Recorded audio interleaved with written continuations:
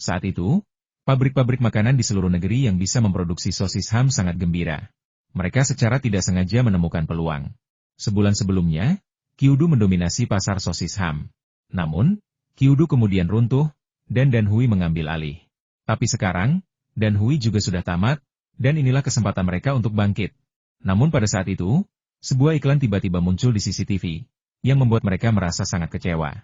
Sosis ham Taihua, dibuat dengan daging babi Tianpeng pilihan, daging yang aman dan terjamin.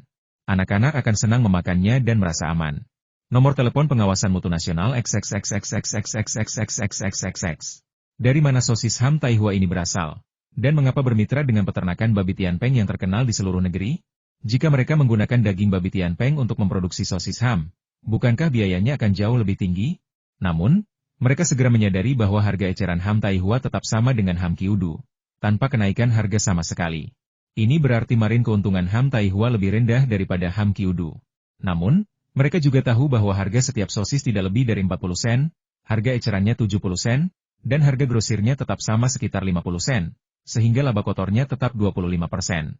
Sekarang pada dasarnya, perusahaan pertanian dan produk sampingan Taihua, pedagang grosir dan pengecer masing-masing memperoleh keuntungan 10 sen, tetapi perusahaan pertanian dan produk sampingan Taihua memiliki biaya terendah dan rasio keuntungan tertinggi. Niat awal Zhang Ming adalah memanfaatkan situasi ini untuk menaikkan harga grosir dan eceran sosis. Iklan dan penggunaan daging babi Tianpeng memang cukup mahal. Ia memperkirakan bahwa meskipun sosis-sosis itu sekarang dijual dengan harga 80 sen per buah, penjualannya tidak akan jauh berbeda dengan harga 70 sen. Feng Yu mengatakan kepadanya bahwa saat ini belum tepat. Ia harus membangun mereknya terlebih dahulu, membiarkan orang-orang terbiasa makan ham Taihua, dan menyukai ham Taihua sebelum ia bisa mulai menaikkan harganya. Meskipun keuntungannya belum tinggi saat ini, volume penjualan akan terus meningkat.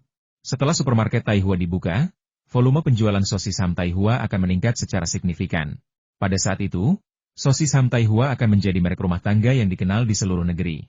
Feng Yu juga memperingatkan Zhang Ming untuk memastikan kualitas ham Taihua, terutama kandungan dagingnya. Meskipun pati murah, menambahkan terlalu banyak pati akan menurunkan rasa ham secara signifikan. Ia perlu meyakinkan publik bahwa ham Taihua adalah yang terbaik di Tiongkok, dan mungkin bahkan di dunia. Di masa lalu, ada perusahaan yang, demi menekan biaya, terus-menerus mengurangi kandungan daging dalam sosis ham, sehingga menurunkan harga jual dan menguasai pasar. Namun pada akhirnya, perusahaan tersebut gagal menguasai pasar, dan orang-orang mulai percaya bahwa sosis ham yang diproduksi oleh perusahaan ini adalah yang terburuk, yang berdampak serius pada nilai merek. Tujuan Feng Yu adalah menjadikan sosis ham Taihua menggantikan sosis ham Kyudu dan menjadi standar industri. Bersama babi Tianpeng, sosis ini akan menjadi standar industri untuk daging babi, dan ia pun akan mendominasi pasar makanan berbahan daging babi. Pasar daging dingin sangat panas di masa lalu. Merek-merek besar bersaing ketat, tetapi pada akhirnya, hanya Danhui yang muncul sebagai pemenang, menjadi perusahaan daging dingin terbesar di dunia. Belum lagi produk daging lainnya, daging dingin saja menghasilkan keuntungan ratusan juta dan pendapatan puluhan miliar bagi Danhui setiap tahunnya. Namun, mulai sekarang, semua ini akan menjadi milik perusahaan produk pertanian dan sampingan Taihua. Daging segar Taihua akan dijual secara nasional di masa mendatang. Langkah pertama adalah memasuki supermarket Taihua dan membuka konter khusus. Selama 2 minggu berturut-turut, Feng Yu terbang bolak-balik melintasi negeri, yang membuatnya semakin menyadari betapa banyak pekerjaan yang telah dilakukan Fu Guangzheng sebelumnya. Di masa depan, harus ada perusahaan induk dengan tim khusus untuk mengelola saham perusahaan-perusahaan ini. Feng Yu hanya perlu duduk di kantor pusat dan menunggu orang lain datang dan melaporkan pekerjaan mereka, tanpa khawatir akan bahaya tersembunyi yang mungkin terlewatkan. Setelah akhirnya memeriksa semua perusahaan dan cabang di berbagai tempat, Feng Yu kembali ke Harbin dan harus mengurus pekerjaan supermarket Taihua di Harbin. Ketika Fu Guangzheng dan timnya memeriksa berbagai tempat, mereka didampingi oleh wakil pejabat dari berbagai kota. Sementara Feng Yu langsung pergi ke kantor wali kota Harbin. Feng Yu menyesap tehnya dan mendesah lega. Ya, teh di Laozang tetap yang terbaik. Kamu kesini buat minum teh, kan? Kalau ada yang mau kamu sampaikan, bilang sekarang ya. Ini akhir tahun dan aku sibuk banget di sini. Akhir tahun telah tiba, dan sebagai wali kota, Zhang Ruiqiang memiliki banyak pekerjaan yang harus diselesaikan. Ia tidak hanya harus meninjau berbagai ringkasan pekerjaan, tetapi juga harus fokus pada mata pencaharian masyarakat. Sore ini saja, ia harus menghadiri 3 acara. Bagaimana bisa kau terburu-buru? Keramahanmu kurang baik, keluh Feng Yu. Zhang Ruiqiang, kamu masih tahu kalau kamu tamu?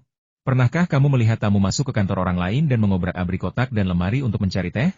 Pernahkah kamu melihat tamu masuk ke kantor orang lain tanpa mengetuk? seolah-olah mereka ada di rumah. Kalau kamu tidak ada kegiatan, duduk saja dan minum teh.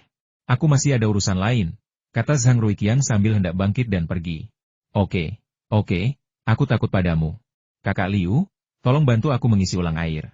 Datang ke sini hari ini jelas merupakan hal yang baik, kata Feng Yu sambil mengarahkan sekretaris Zhang Ruiqiang. Kabar baik apa? Saya berencana membuka hypermarket di Harbin. Kalau kondisinya memungkinkan, 2 atau 3 juga tidak masalah. Apa itu hypermarket?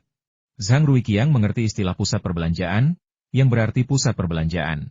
Tapi apa itu hypermarket? Itu hanyalah toko yang lebih besar. Ada beberapa hypermarket seperti ini di Harbin, baik milik negara maupun swasta. Apa yang baru dari hypermarket ini? Dari apa yang dikatakan Feng Yu, sepertinya hypermarketnya sangat mengesankan. Feng Yu memutar matanya ke arah Zhang Ruiqiang, menatapnya seolah-olah sangat menakutkan betapa tidak berpendidikannya dia. Hypermarket, sesuai namanya, adalah pusat perbelanjaan ekstra besar. Namun, hypermarket kami berbeda dari pusat perbelanjaan lain di Harbin. Inti kami adalah supermarket Taihua. Intinya apa? Supermarket Taihua? Apa ini? Zhang Ruiqiang semakin bingung. Supermarket itu seperti supermarket di luar negeri. Supermarket itu toko besar yang semua produknya dipajang di rak terbuka, sehingga pelanggan bebas memilih, mengambil sendiri, lalu membayar sekaligus setelah keluar, jelas Feng Yu. Lagi pula, itu cuma toko. Zhang Ruiqiang sudah tidak tertarik lagi. Kamu membuka toko seperti sedang menjalankan perusahaan besar. Kukira kamu akan berinvestasi besar di Harbin. Kenapa kamu repot-repot datang kepadaku untuk urusan sekecil itu? Melihat ekspresi menghina Zhang Ruiqiang, Feng Yu sangat tidak puas. Apakah kamu tahu berapa banyak uang yang diinvestasikan supermarket kita? Berapa? 1 juta? 10 juta? Zhang Ruiqiang memandang Feng Yu dengan jijik. Berapa harga sebuah toko? Apa aku tahu kalau barang-barang di dalamnya bisa dibayar sebulan? Ada pusat perbelanjaan di kota ini, dan aku familiar dengan hal-hal seperti ini. Feng Yu mengangkat jarinya dan berkata sambil tersenyum, 100 juta. Sekretaris Liu baru saja membawakan teh Feng Yu ketika mendengar kata-kata Feng Yu. Tangannya gemetar, dan teh panas tumpah ke tangannya. Ia meletakkan cangkir dengan panik dan gemetar putus asa. Sekretaris Liu, bagaimana mungkin kau begitu ceroboh? Uangnya cuma 100 juta. Kau bertingkah seperti uang yang banyak. Lihat betapa terkejutnya kau, kata Feng Yu dengan sengaja. Xiao Liu, keluarlah dulu. Kalau kamu merasa tidak enak badan, pergilah minum obat. Zhang Ruiqiang berbalik dan menatap Feng Yu. 100 juta itu uang yang kecil untukmu sekarang? Baiklah, perpustakaan provinsi perlu direnovasi tahun ini. Bisakah kamu menyumbang beberapa ratus juta? Feng Yu berkata dengan acuh tak acuh. Baiklah, kalau begitu perpustakaan provinsi akan berganti nama menjadi perpustakaan Feng Yu, atau perpustakaan Taihua. Kau bermimpi. Itu perpustakaan provinsi, dan kau ingin menamainya seperti itu. Zhang Ruiqiang marah melihat ekspresi Feng Yu. Lalu kenapa aku harus menyumbang? Kalau aku tidak mencari keuntungan, aku tidak bisa mencari ketenaran? Feng Yu melirik Zhang Ruiqiang. Aku tidak bisa membantahmu, jadi aku tidak akan datang lagi. Oke? Hipermarket mana yang kau sebutkan? Investasi 100 juta? Pusat perbelanjaan mana, yang butuh 100 juta? Tanya Zhang Ruiqiang penasaran. Kamu ingat di mana pameran elektronik diadakan di kota kita? Itu pusat perbelanjaan yang sedikit lebih besar dari itu, kata Feng Yu santai. Mal sebesar itu? Mal itu luasnya lebih dari 2.000 meter persegi di lantai 1, dan lebih dari 10.000 meter persegi di kelima lantainya. Bahkan lebih besar dari itu. Seberapa besar mal yang ingin dibuka Feng Yu? Ia tidak menyangka di kehidupan sebelumnya, ada begitu banyak pusat perbelanjaan besar seperti ini. Ambil contoh supermarket besar saja, satu lantainya saja bisa mencapai lebih dari 3.000 meter persegi, bahkan 5.000 meter persegi. Sementara supermarket besar seperti Carrefour dan Walmart umumnya hanya memiliki 2 hingga 3 lantai. Dengan kata lain, satu supermarket saja bisa mencapai lebih dari 10.000 meter persegi. Kalau mau buka pusat perbelanjaan sebesar itu, kenapa harus pakai supermarket sebagai pusatnya? Barang apa saja yang dijual di supermarket? Kami menjual segalanya makanan, minuman, pakaian, dan perlengkapan rumah tangga. Kami menjual segala macam kebutuhan sehari-hari dan peralatan rumah tangga. Kami juga memiliki toko-toko lain, seperti restoran cepat saji. Selama ada cukup tempat, kami bisa menjual apa saja. Zhang Ruiqiang agak bingung. Bukankah ini hanya toko kelontong? Bagaimana mungkin ada keuntungan? Bahkan jika Anda membuka toko kelontong besar, berapa banyak keuntungan yang bisa Anda harapkan? Dan Anda sudah menginvestasikan 100 juta yuan. Bagaimana Anda bisa menghasilkan uang? Tapi Feng Yu yang dikenalnya tidak akan pernah berbisnis dengan kerugian. Pasti ada sesuatu yang tidak bisa dilihatnya. Bisakah ini menghasilkan uang? Berapa pajak yang bisa dibayarkan ke kota? Tanya Zhang Ruiqiang. Kami adalah kemitraan beberapa orang, termasuk Fu Guangzheng, paman ketiganya, Taipan Supermarket Hong Kong, dan Li Ka-shing dari Hong Kong beserta putra bungsunya. Total investasi awal ditetapkan sebesar 200 juta dolar AS. Kami berencana membuka 20 hipermarket super besar. Kemudian, kami akan menggunakan dana tersebut untuk pengembangan bertahap. Target kami adalah memiliki lebih dari 100 toko dalam 5 tahun dan lebih dari 500 toko dalam 10 tahun. Tunggu, apa katamu? Menggunakan dana itu untuk pengembangan bertahap dan membuka lebih dari 100 toko dalam 5 tahun? Dengan kata lain, kau pikir keuntungan dalam 5 tahun bisa berlipat 4? Zhang Ruiqiang ternganga. Supermarket ini keuntungannya sebesar itu? Kau tidak percaya padaku? Kapan aku pernah berbohong padamu? Kalau ku bilang itu bisa dilakukan, itu pasti bisa dilakukan. Dan ini masih perkiraan konservatif. Jika semuanya berjalan lancar, mungkin kita bisa membuka toko waralaba lebih cepat lagi. Begini saja, hipermarket kita adalah kawasan bisnis. Di masa depan, banyak kota akan secara aktif mengundang kita untuk membuka supermarket. Aku memilih Harbin karena aku berasal dari Harbin. Kalau tidak, tempat terbaik untuk membuka supermarket saat ini adalah Beijing, Shanghai, dan kota-kota pesisir yang sudah maju. Peluang itu ada di depan mata kita. Terserah padamu, mau mengambilnya atau tidak. Zhang Ruiqiang mengerutkan kening. Apakah ini benar-benar kesempatan? Zhang Ruiqiang bertanya ragu-ragu. Di mana Anda ingin membukanya? Bukankah ada gedung yang baru saja dibangun di sini tahun ini? Itu gedung komersial 5 lantai yang belum selesai. Aku menginginkannya. Feng Yu menekan peta Harbin dengan keras di kantor Zhang Ruiqiang. Apa? Kau mau yang ini? Ini kawasan komersial terencana kota. Kita ingin mengandalkan kawasan komersial ini untuk mendongkrak perekonomian di sekitarnya. Zhang Ruiqiang menggelengkan kepalanya. Bukankah menjualnya kepada Feng Yu akan mengganggu rencana kota? Hypermarket kita juga bisa mendongkrak perekonomian sekitar. Tokomu cuma toko kelontong besar, dan itu juga mendongkrak perekonomian di sekitarnya? Zhang Ruiqiang melirik Feng Yu. Bohong sekali. Pak Ketua, Anda tidak mengerti ini. Begini saja. Di luar negeri, ada banyak kasus di mana hipermarket ini menggerakkan perekonomian seluruh wilayah. Yang paling terkenal adalah Swiss, Prancis, dan Amerika Serikat. Hal ini juga terjadi di Hong Kong. Saya belum pernah ke tempat-tempat yang Anda sebutkan. Melihat baru percaya, mendengar belum tentu. Bagaimana mungkin toko kelontong besar bisa mendongkrak perekonomian di sekitarnya? Tanya Zhang Ruiqiang balik. Biar kukatakan lagi. Ini hypermarket dengan supermarket Taihua sebagai intinya, bukan toko kelontong biasa. Seru Feng Yu. Hypermarket pasti akan menarik banyak pelanggan, karena produk kami lebih murah. Dan dengan arus pelanggan sebanyak itu, menurutmu apakah daerah sekitarnya bisa dikembangkan menjadi kawasan komersial? Bukankah itu akan mendongkrak perekonomian di sekitarnya? Barangmu lebih murah? Seberapa murah? Kami akan membuka setidaknya 20 hipermarket secara bersamaan tahun ini. Itu berarti 20 jaringan hipermarket terbesar di negara ini. Dengan skala kami, pemasok tentu saja harus memberi kami harga grosir yang lebih rendah. Sebotol minuman, sebungkus mie instan, sepasang sandal, bahkan satu tiub pasta gigi, akan lebih murah daripada toko kelontong manapun. Mungkin hanya 10 sen atau bahkan beberapa sen lebih murah per barang. Tetapi jika Anda membeli lebih banyak, Anda bisa menghemat beberapa yuan, puluhan yuan, atau bahkan lebih. Berapa pendapatan per kapita tahunan rata-rata di Harbin sekarang? Kurang dari 3.000 yuan, kan? Belanja bisa hemat 10 yuan, lebih dari gaji harian mereka. Kira-kira mereka mau ikut nggak? Tanya Feng Yu. Berapa harga satu tiub pasta gigi? Berapa harga sepasang sandal? Siapa yang rela pergi jauh-jauh ke supermarket hanya untuk membeli barang sesedikit itu? Tapi kami punya lebih dari itu. Pada dasarnya, kami bisa membeli kebutuhan sehari-hari apapun yang Anda inginkan di supermarket kami. Dan ada juga beberapa toko lain di supermarket, seperti berbelanja di mal besar. Anda tidak perlu khawatir tidak mampu membelinya dan dipandang rendah oleh penjualnya. Industri jasa saat ini tidak lagi memiliki filosofi mengutamakan pelanggan seperti yang diterapkan generasi-generasi sebelumnya. Setiap tenaga penjual yang bekerja di pusat perbelanjaan besar sangat sombong. Jika Anda mampu, Anda adalah raja. Jika tidak, pergilah. Karena supermarket adalah tempat belanja serba ada. Meskipun terdapat panduan belanja di dalamnya, Anda tetap bebas memilih untuk membeli atau tidak. Selain itu, barang-barang dipajang di rak dengan harga yang jelas, sehingga Anda dapat menilai sendiri apakah harganya terjangkau. Hal ini memungkinkan banyak orang yang tidak terlalu kaya untuk berbelanja di sana. Dan ketika mereka berbelanja, selalu ada barang-barang yang mereka lihat sangat terjangkau dan mereka mau tidak mau ingin membelinya. Inilah esensi supermarket.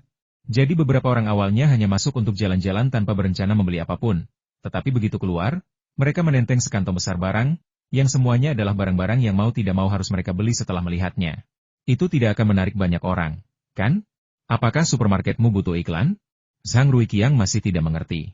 Sekalipun produkmu murah, orang belum tentu harus membeli darimu, kan? Sekalipun mereka ingin membeli barang murah, orang harus tahu bahwa produkmu murah. Tentu saja kami harus beriklan. Cara termudah adalah dengan membagikan brosur. Dan tentu saja, pada hari supermarket kami dibuka, iklan ini akan disiarkan di siaran berita CCTV, sehingga orang-orang di seluruh negeri akan mengetahuinya. Apa katamu? Kamu baru buka usaha dan muncul di Xinwen Lianbo? Zhang Ruiqiang menyipitkan mata ke arah Feng Yu. Lihat dirimu. Pembukaan perusahaanmu bukan perusahaan teknologi tinggi. Jadi kenapa harus ada di Xinwen Lianbo CCTV? Mereka melaporkan peristiwa penting yang terjadi dengan para pemimpin negara, atau setidaknya peristiwa besar dalam negeri. Kenapa supermarket sepertimu harus ada di Xinwen Lianbo? Feng Yu mengacungkan dua jari. Dua alasan. Pertama, saya punya hubungan baik dengan CCTV. Kedua, Taihua Supermarket Group punya saham di Li Ka-shing dan keluarga Fu. Mereka adalah keluarga-keluarga terkaya di Hong Kong, bahkan Asia. Investasi mereka di Tiongkok daratan sangat penting bagi kembalinya Hong Kong ke Tiongkok. Manfaat membawa keluarga Li dan Fu ke dalam perusahaan sangat jelas bagi supermarket Taihua. Hanya beberapa tahun lagi sebelum Hong Kong kembali ke Tiongkok, dan meskipun kebijakan satu negara, dua sistem berlaku, belum ada yang benar-benar menyadarinya. Banyak pengusaha Hong Kong ragu untuk berinvestasi di Tiongkok daratan, dan beberapa yang sebelumnya telah melakukannya bahkan telah menarik diri. Jika keluarga Li dan Fu berinvestasi di Tiongkok daratan, niscaya hal itu akan memperkuat kepercayaan banyak pengusaha Hong Kong.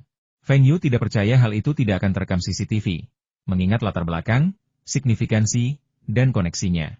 Lagi pula, dia bisa mengundang seorang pemimpin untuk memeriksa supermarket Taihua, dan membuat pemimpin itu muncul di berita CCTV. Seharusnya itu hal yang wajar, kan? Para pemimpin tidak akan datang? Mengapa tidak mengundang Li Ka-shing ke pembukaan? Dengan Li Ka-shing di sini, mengapa khawatir para pemimpin tidak datang? Bahkan jika Li Ka-shing pergi ke AS, itu berita besar. Siapa yang tidak penasaran ketika berita pembukaan supermarket Taihua mereka muncul di Xinwen Lianbo CCTV?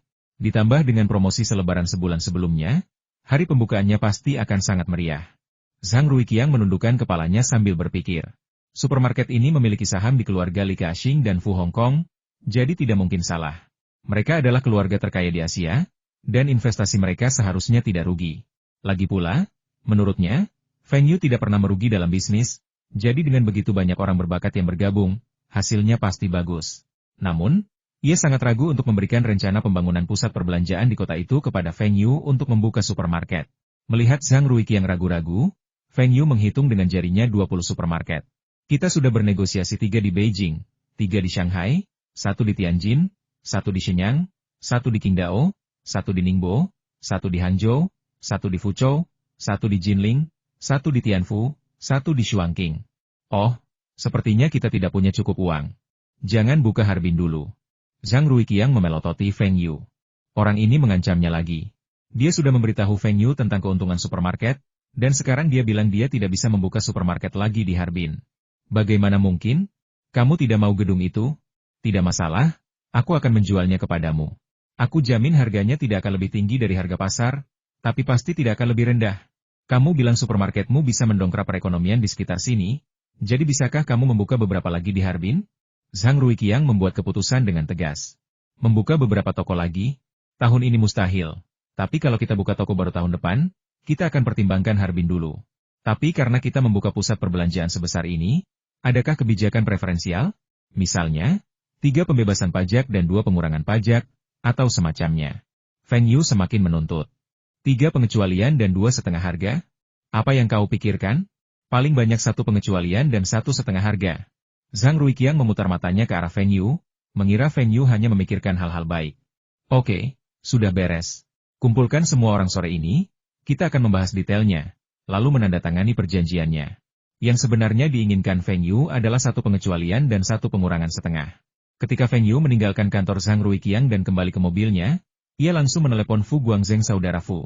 Harbin sudah menyetujui pembebasan pajak sebesar 1 kali dan pengurangan setengahnya. Katakan kepada para pemimpin kota lain bahwa jika mereka tidak setuju, kami tidak akan berinvestasi. Meskipun mereka bertindak sendiri-sendiri, mereka tetap berhubungan.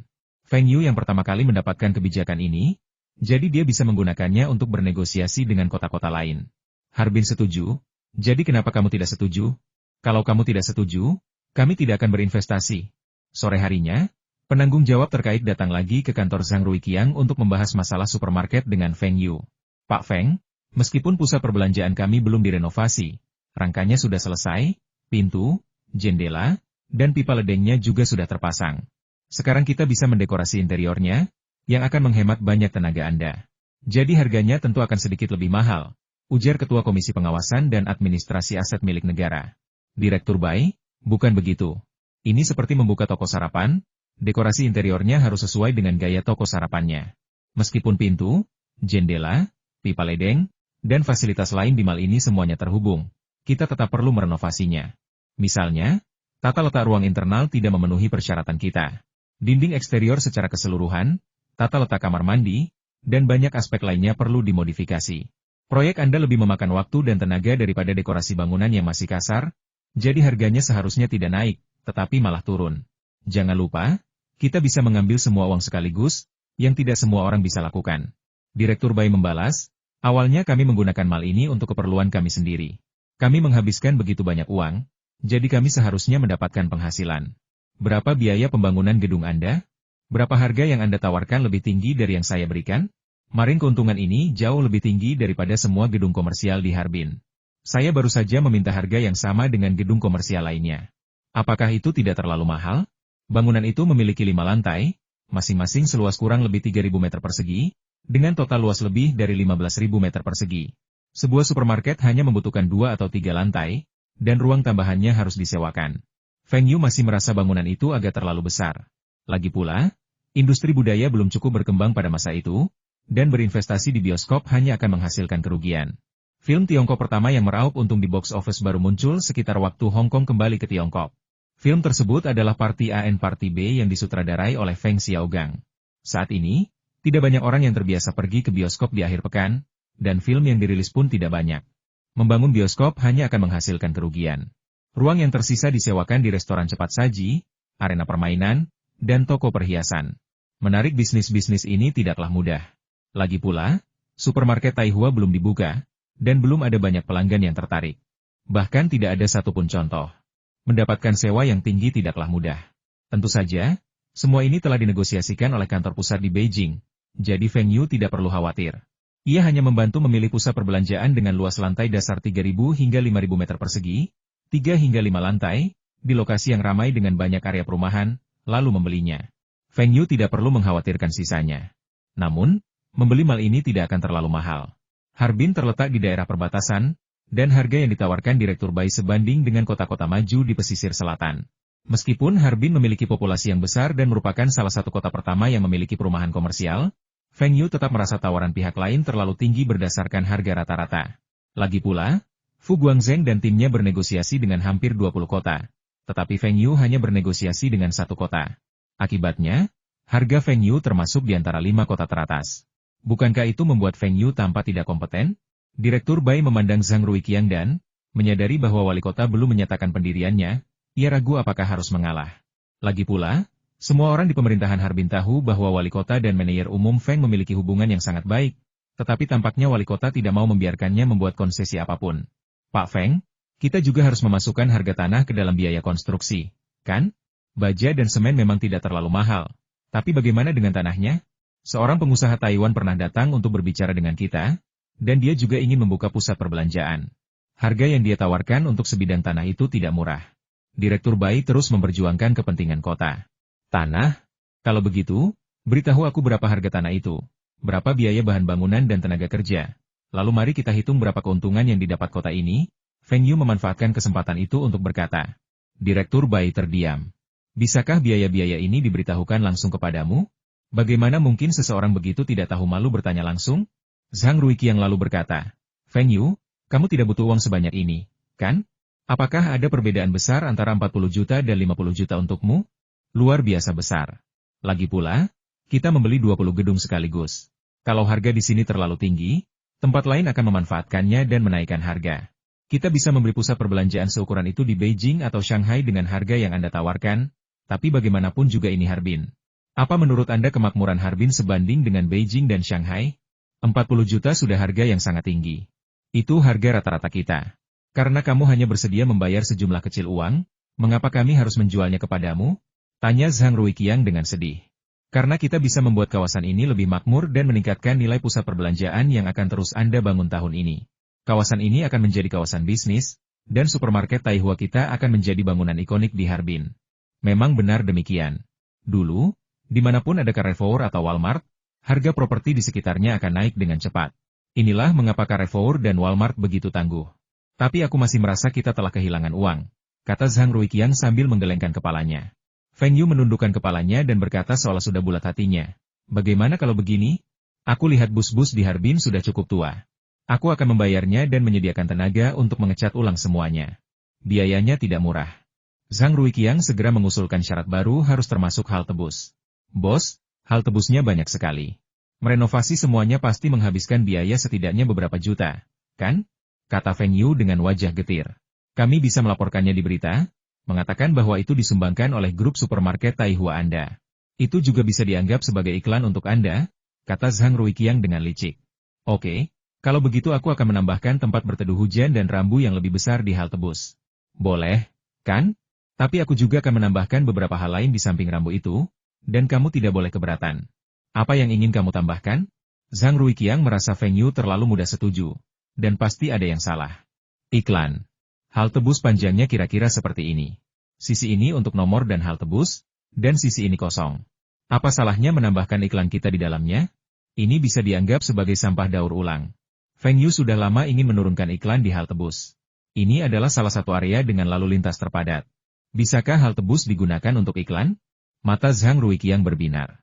Mengapa harus diberikan kepada Feng Yu? Kota ini punya uang sendiri. Akan sangat bagus jika kota ini bisa menghasilkan uang sendiri. Lupakan halte bus, kota harus membangunnya sendiri. Anda bisa mengecat bus-busnya saja, tapi Anda tidak bisa asal mengecat. Anda harus mengecat semua bus, kata Zhang Ruiqiang. Tidak masalah, kita bisa menuliskannya dalam kontrak untuk memastikan tidak ada mobil yang terlewat. Setelah menandatangani perjanjian dan meninggalkan kantor Zhang Ruiqiang, Feng Yu kembali tersenyum di dalam mobil. Mengecat bus? Aku akan mengecatnya dengan iklan. Bukankah mereka bilang itu tidak boleh? Iklan di halte bus mudah diganti. Tapi iklan di bus tidak. Kalau Anda mampu mengecat ulang gedung, kota akan menanggungnya. Beranikah Anda mengeluarkan biaya sebanyak itu? Iklan seluler 247, menjangkau setiap sudut kota, harga ini sepadan. Bos, apa suasana hatimu sedang baik hari ini karena sudah menandatangani perjanjian? Jadi, kau mentraktirku makan? Tidak perlu mahal. Pesan saja salah satu hidangan lain di menu ini. Feng Yu baru saja kembali ke rumah dan hendak berbicara dengan Fu Guangzheng di telepon tentang masalah iklan bus ketika dia menerima telepon dari Zhang Ruiqiang, yang ingin mentraktir Feng Yu makan. Berikan semuanya padaku. Kau pikir aku dapat sebanyak itu? Cuma 4 piring, nggak lebih. Feng Yu melengkungkan bibirnya dan berkata, kamu benar-benar pelit ketika mengundang orang lain untuk makan malam dan tidak membiarkan mereka memesan. Zhang Ruiqiang, kok bisa-bisanya pesan makanan kayak gitu? Ada puluhan menu, tapi kamu nggak makan dua-duanya dan malah pesan satu. Dasar rakus banget. Kamu bisa makan apa saja yang kamu pesan. Kamu bisa pesan apa saja yang kamu mau. Yah, Feng Yu hanya bercanda. Akhirnya, ia memesan 4 hidangan, 2 hidangan daging dan 2 hidangan sayur, serta 4 botol bir. Mengingat harga di restoran kecil ini, Zhang Ruiqiang pasti mampu membelinya. Ada apa? Katakan padaku. Kau berinisiatif mentraktirku makan, jadi pasti bukan hal yang baik. Apakah ini karena ada bisnis yang sedang kesulitan dan membutuhkan bantuan serta bimbinganku? Atau karena rencana pembangunan kota yang ingin kau bantu tinjau? Tanya Feng Yu santai. Tidak, aku hanya butuh bantuanmu. Supermarket Taihua Miu itu bisnis besar, cabangnya banyak sekali, dan perusahaan mesin Harbin juga banyak. Kamu pasti banyak merekrut orang, kan? Zhang Ruiqiang terdiam. Rencana pembangunan kota sedang kamu tinjau? Jangan terlalu serius. Apa kamu pikir aku tidak tahu kemampuan manajemenmu? Apakah Anda sedang merekrut orang? Apakah ada perusahaan di kota ini yang bangkrut lagi? Saya belum pernah mendengarnya. Jika terkait dengan mesin, tidak akan ada masalah untuk menerimanya. Anda bisa merekrutnya ke perusahaan mesin Harbin. Kebetulan di sini sedang kekurangan pekerja karena peningkatan produksi. Industri manufaktur otomotif saat ini padat karya, padat modal, dan padat teknologi. Meskipun Feng Yu menyadari betul bahwa industri ini mungkin akan menjadi lebih padat modal dan teknologi di masa mendatang. Untuk saat ini, tenaga kerja masih mendominasi industri ini. Terlepas dari negaranya, jumlah pekerja di pabrik otomotif relatif besar. Bahkan di negara-negara dengan industri otomotif yang relatif maju, seperti Amerika Serikat, Jerman, Jepang, dan Inggris, Jumlah pekerja di pabrik otomotif jauh melebihi jumlah pekerja di industri lain. Mobil sama sekali tidak dapat diproduksi di jalur perakitan, setidaknya sebelum Feng Yu terlahir kembali. Paling banter, mobil dapat dianggap semi-otomatis, sehingga permintaan tenaga kerja tetap tinggi. Jika ada pekerja terampil di bidang mekanik, Feng Yu akan dengan senang hati menerimanya. Ini akan jauh lebih baik daripada merekrut pekerja biasa dari setiap pabrik cabang dan melatih mereka sendiri. Jadi Feng Yu setuju tanpa ragu, dan bahkan sangat bahagia di dalam hatinya. Zhang Ruiqiang berutang budi padanya lagi. Namun sayangnya, bukan ini yang ingin dikatakan Zhang Ruiqiang. Tidak bisakah kau berharap sesuatu yang lebih baik di Harbin? Bagaimana mungkin begitu banyak bisnis bangkrut? Aku sedang membicarakan pemukiman kembali para pensiunan prajurit di Heilongjiang. Bisakah kau membantu? Tanya Zhang Ruiqiang dengan marah. Apa maksudmu dengan kebangkrutan bisnis? Aku wali kota. Bukankah kebangkrutan bisnis di Harbin berarti aku tidak menjalankan tugasku dengan baik? Apa? Penempatan pensiunan tentara di Heilongjiang adalah tanggung jawab Departemen Personalia Provinsi. Kenapa kau peduli? Feng Yu bingung. Zhang Ruiqiang hanyalah asisten gubernur. Meskipun ia mungkin menjadi wakil gubernur tahun ini, bukan giliran Zhang Ruiqiang untuk mengepalai posisi sepenting Departemen Personalia, kan? Saya tahu ini bukan tanggung jawab saya, tapi saya harus mengurus para pensiunan tentara di Harbin, kan? Restrukturisasi perusahaan di Harbin baru saja membuahkan hasil. Perusahaan dan pabrik memang tidak akan mengurangi staf, tetapi mereka tidak bisa terus-menerus mempekerjakan terlalu banyak orang. Saya rasa Anda punya banyak pabrik, bagaimana kalau membantu saya meringankan beban? Zhang Ruiqiang menyatakan tujuan utamanya. Berapa banyak orang? Feng Yu bertanya ragu-ragu. Dengan berapa banyak orang kau dapat berbagi tanggung jawab? Zhang Ruiqiang bertanya dengan licik. Ketua, ini membosankan. Aku membantumu, tapi kenapa kau merasa ini bergantung padaku? Kau pikir makanan ini, ditambah bir, harganya tidak lebih dari 30 yuan. Apa urusanmu? Kata Feng Yu tanpa daya. Ahahaha, kok bisa? Aku cuma mau lihat berapa banyak orang yang bisa kamu tampung supaya aku bisa mikirin gimana caranya ngadepin sisanya. Bagi pabrik-pabrik milik negara lainnya, bahkan yang telah direstrukturisasi, suksesi merupakan masalah besar. Banyak pabrik mengalami kelebihan pekerja yang serius, dan pabrik-pabrik tersebut tidak mampu membayar gaji dan pensiun mereka. Namun, perusahaan-perusahaan di bawah nama Feng Yu benar-benar berbeda. Beberapa baru berdiri, sementara yang lain telah mengalami restrukturisasi. Bahkan perusahaan-perusahaan yang telah mengalami restrukturisasi pun tidak memiliki sistem suksesi, melainkan sistem rekrutmen internal. Karena pabriknya terus berkembang, mereka terus merekrut karyawan. Tentu saja, mereka akan memprioritaskan mempekerjakan karyawan mereka sendiri jika memungkinkan. Pabrik lain memiliki lebih banyak karyawan, tetapi pabrik Feng Yu kekurangan karyawan. Kota itu tahu bahwa akan ada tentara yang pensiun setiap tahun, jadi mereka akan menyiapkan beberapa pekerjaan terlebih dahulu untuk memecahkan masalah penempatan orang-orang ini. Namun, pada tahun 1990, terjadi reformasi sistem dinas militer. Sebelumnya, wajib militer dilakukan pada musim panas, tetapi pada tahun 1990, sistem ini diubah menjadi musim dingin. Selain itu, lama dinas sebelumnya bervariasi tergantung pada cabang militer, tetapi sekarang umumnya menjadi sistem dinas militer 3 tahun. Itu mungkin bukan masalah besar, tetapi dalam 2 tahun terakhir, karena terjadi perang di Liangshan, sekelompok orang dari daerah militer Shenzhen kebetulan pergi ke sana untuk pelatihan, jadi relatif sedikit orang yang pensiun dan dipindahkan ke pekerjaan sipil dalam beberapa tahun terakhir. Namun tahun lalu, kelompok itu kembali, dan kedua gunung itu pada dasarnya mengalahkan Vietnam, sehingga pasukan lokal dapat mengatasinya. Beberapa orang yang sebelumnya belum pensiun juga ikut pensiun bersama kedua kelompok ini. Hal ini mengakibatkan jumlah orang yang pensiun jauh lebih banyak daripada tahun-tahun sebelumnya. Saya tidak menyangka jumlah orang yang berganti pekerjaan ini akan lebih banyak dari tahun-tahun sebelumnya. Tetapi kenyataannya saya tidak bisa menemukan begitu banyak tempat untuk menampung mereka sekaligus. Zhang Ruiqiang juga sedikit tidak berdaya. Dengan begitu banyak orang, meskipun pemulihan industri Harbin cukup baik sekarang, tidak mudah untuk menampung mereka. Feng Yu memikirkannya. Sebuah supermarket membutuhkan sekitar 100 orang, termasuk asisten penjualan, kasir, petugas stok, staf gudang, dan staf transportasi. Sekalipun ia mempekerjakan semua pensiunan tentara ini, tidak akan ada cukup ruang. Sedangkan untuk pabrik-pabrik lain, mereka tentu bisa menampung beberapa orang. Tetapi pabrik-pabrik itu bukan perusahaan milik negara, dan pemerintah kota tidak punya hak bicara. Mereka tidak punya pilihan selain berkonsultasi dengan Feng Yu. Kalau begitu, pilih beberapa, dan aku akan membantumu menempatkan beberapa. 300 adalah batasnya untuk saat ini. Aku bisa menyewa beberapa wanita lagi untuk mengurangi bebanmu. Sisanya, lebih baik kau pikirkan sendiri. Aku tidak bisa membantumu. Zhang Ruiqiang sangat gembira. 300 orang? Hebat. Atas nama Harbin, saya berterima kasih atas kontribusi Anda. Bisakah Anda mengambil alih perwira pensiunan itu? Tidak. Teriak Feng Yu dengan marah. Seorang prajurit biasa mungkin masih patuh pada perintah, tapi siapa yang tahu seperti apa temperamen seorang perwira ketika ia datang. Mungkin ia sama sekali tidak punya keterampilan hidup, tapi ia terbiasa menjadi pemimpin, senang memberi perintah. Orang seperti itu akan jadi bencana di Kompi. Saya sudah menerima begitu banyak tentara yang didemobilisasi. Apakah ada kebijakan yang mendukung? Misalnya, mengurangi atau membebaskan beberapa pajak? Feng Yu pun mengajukan permintaannya.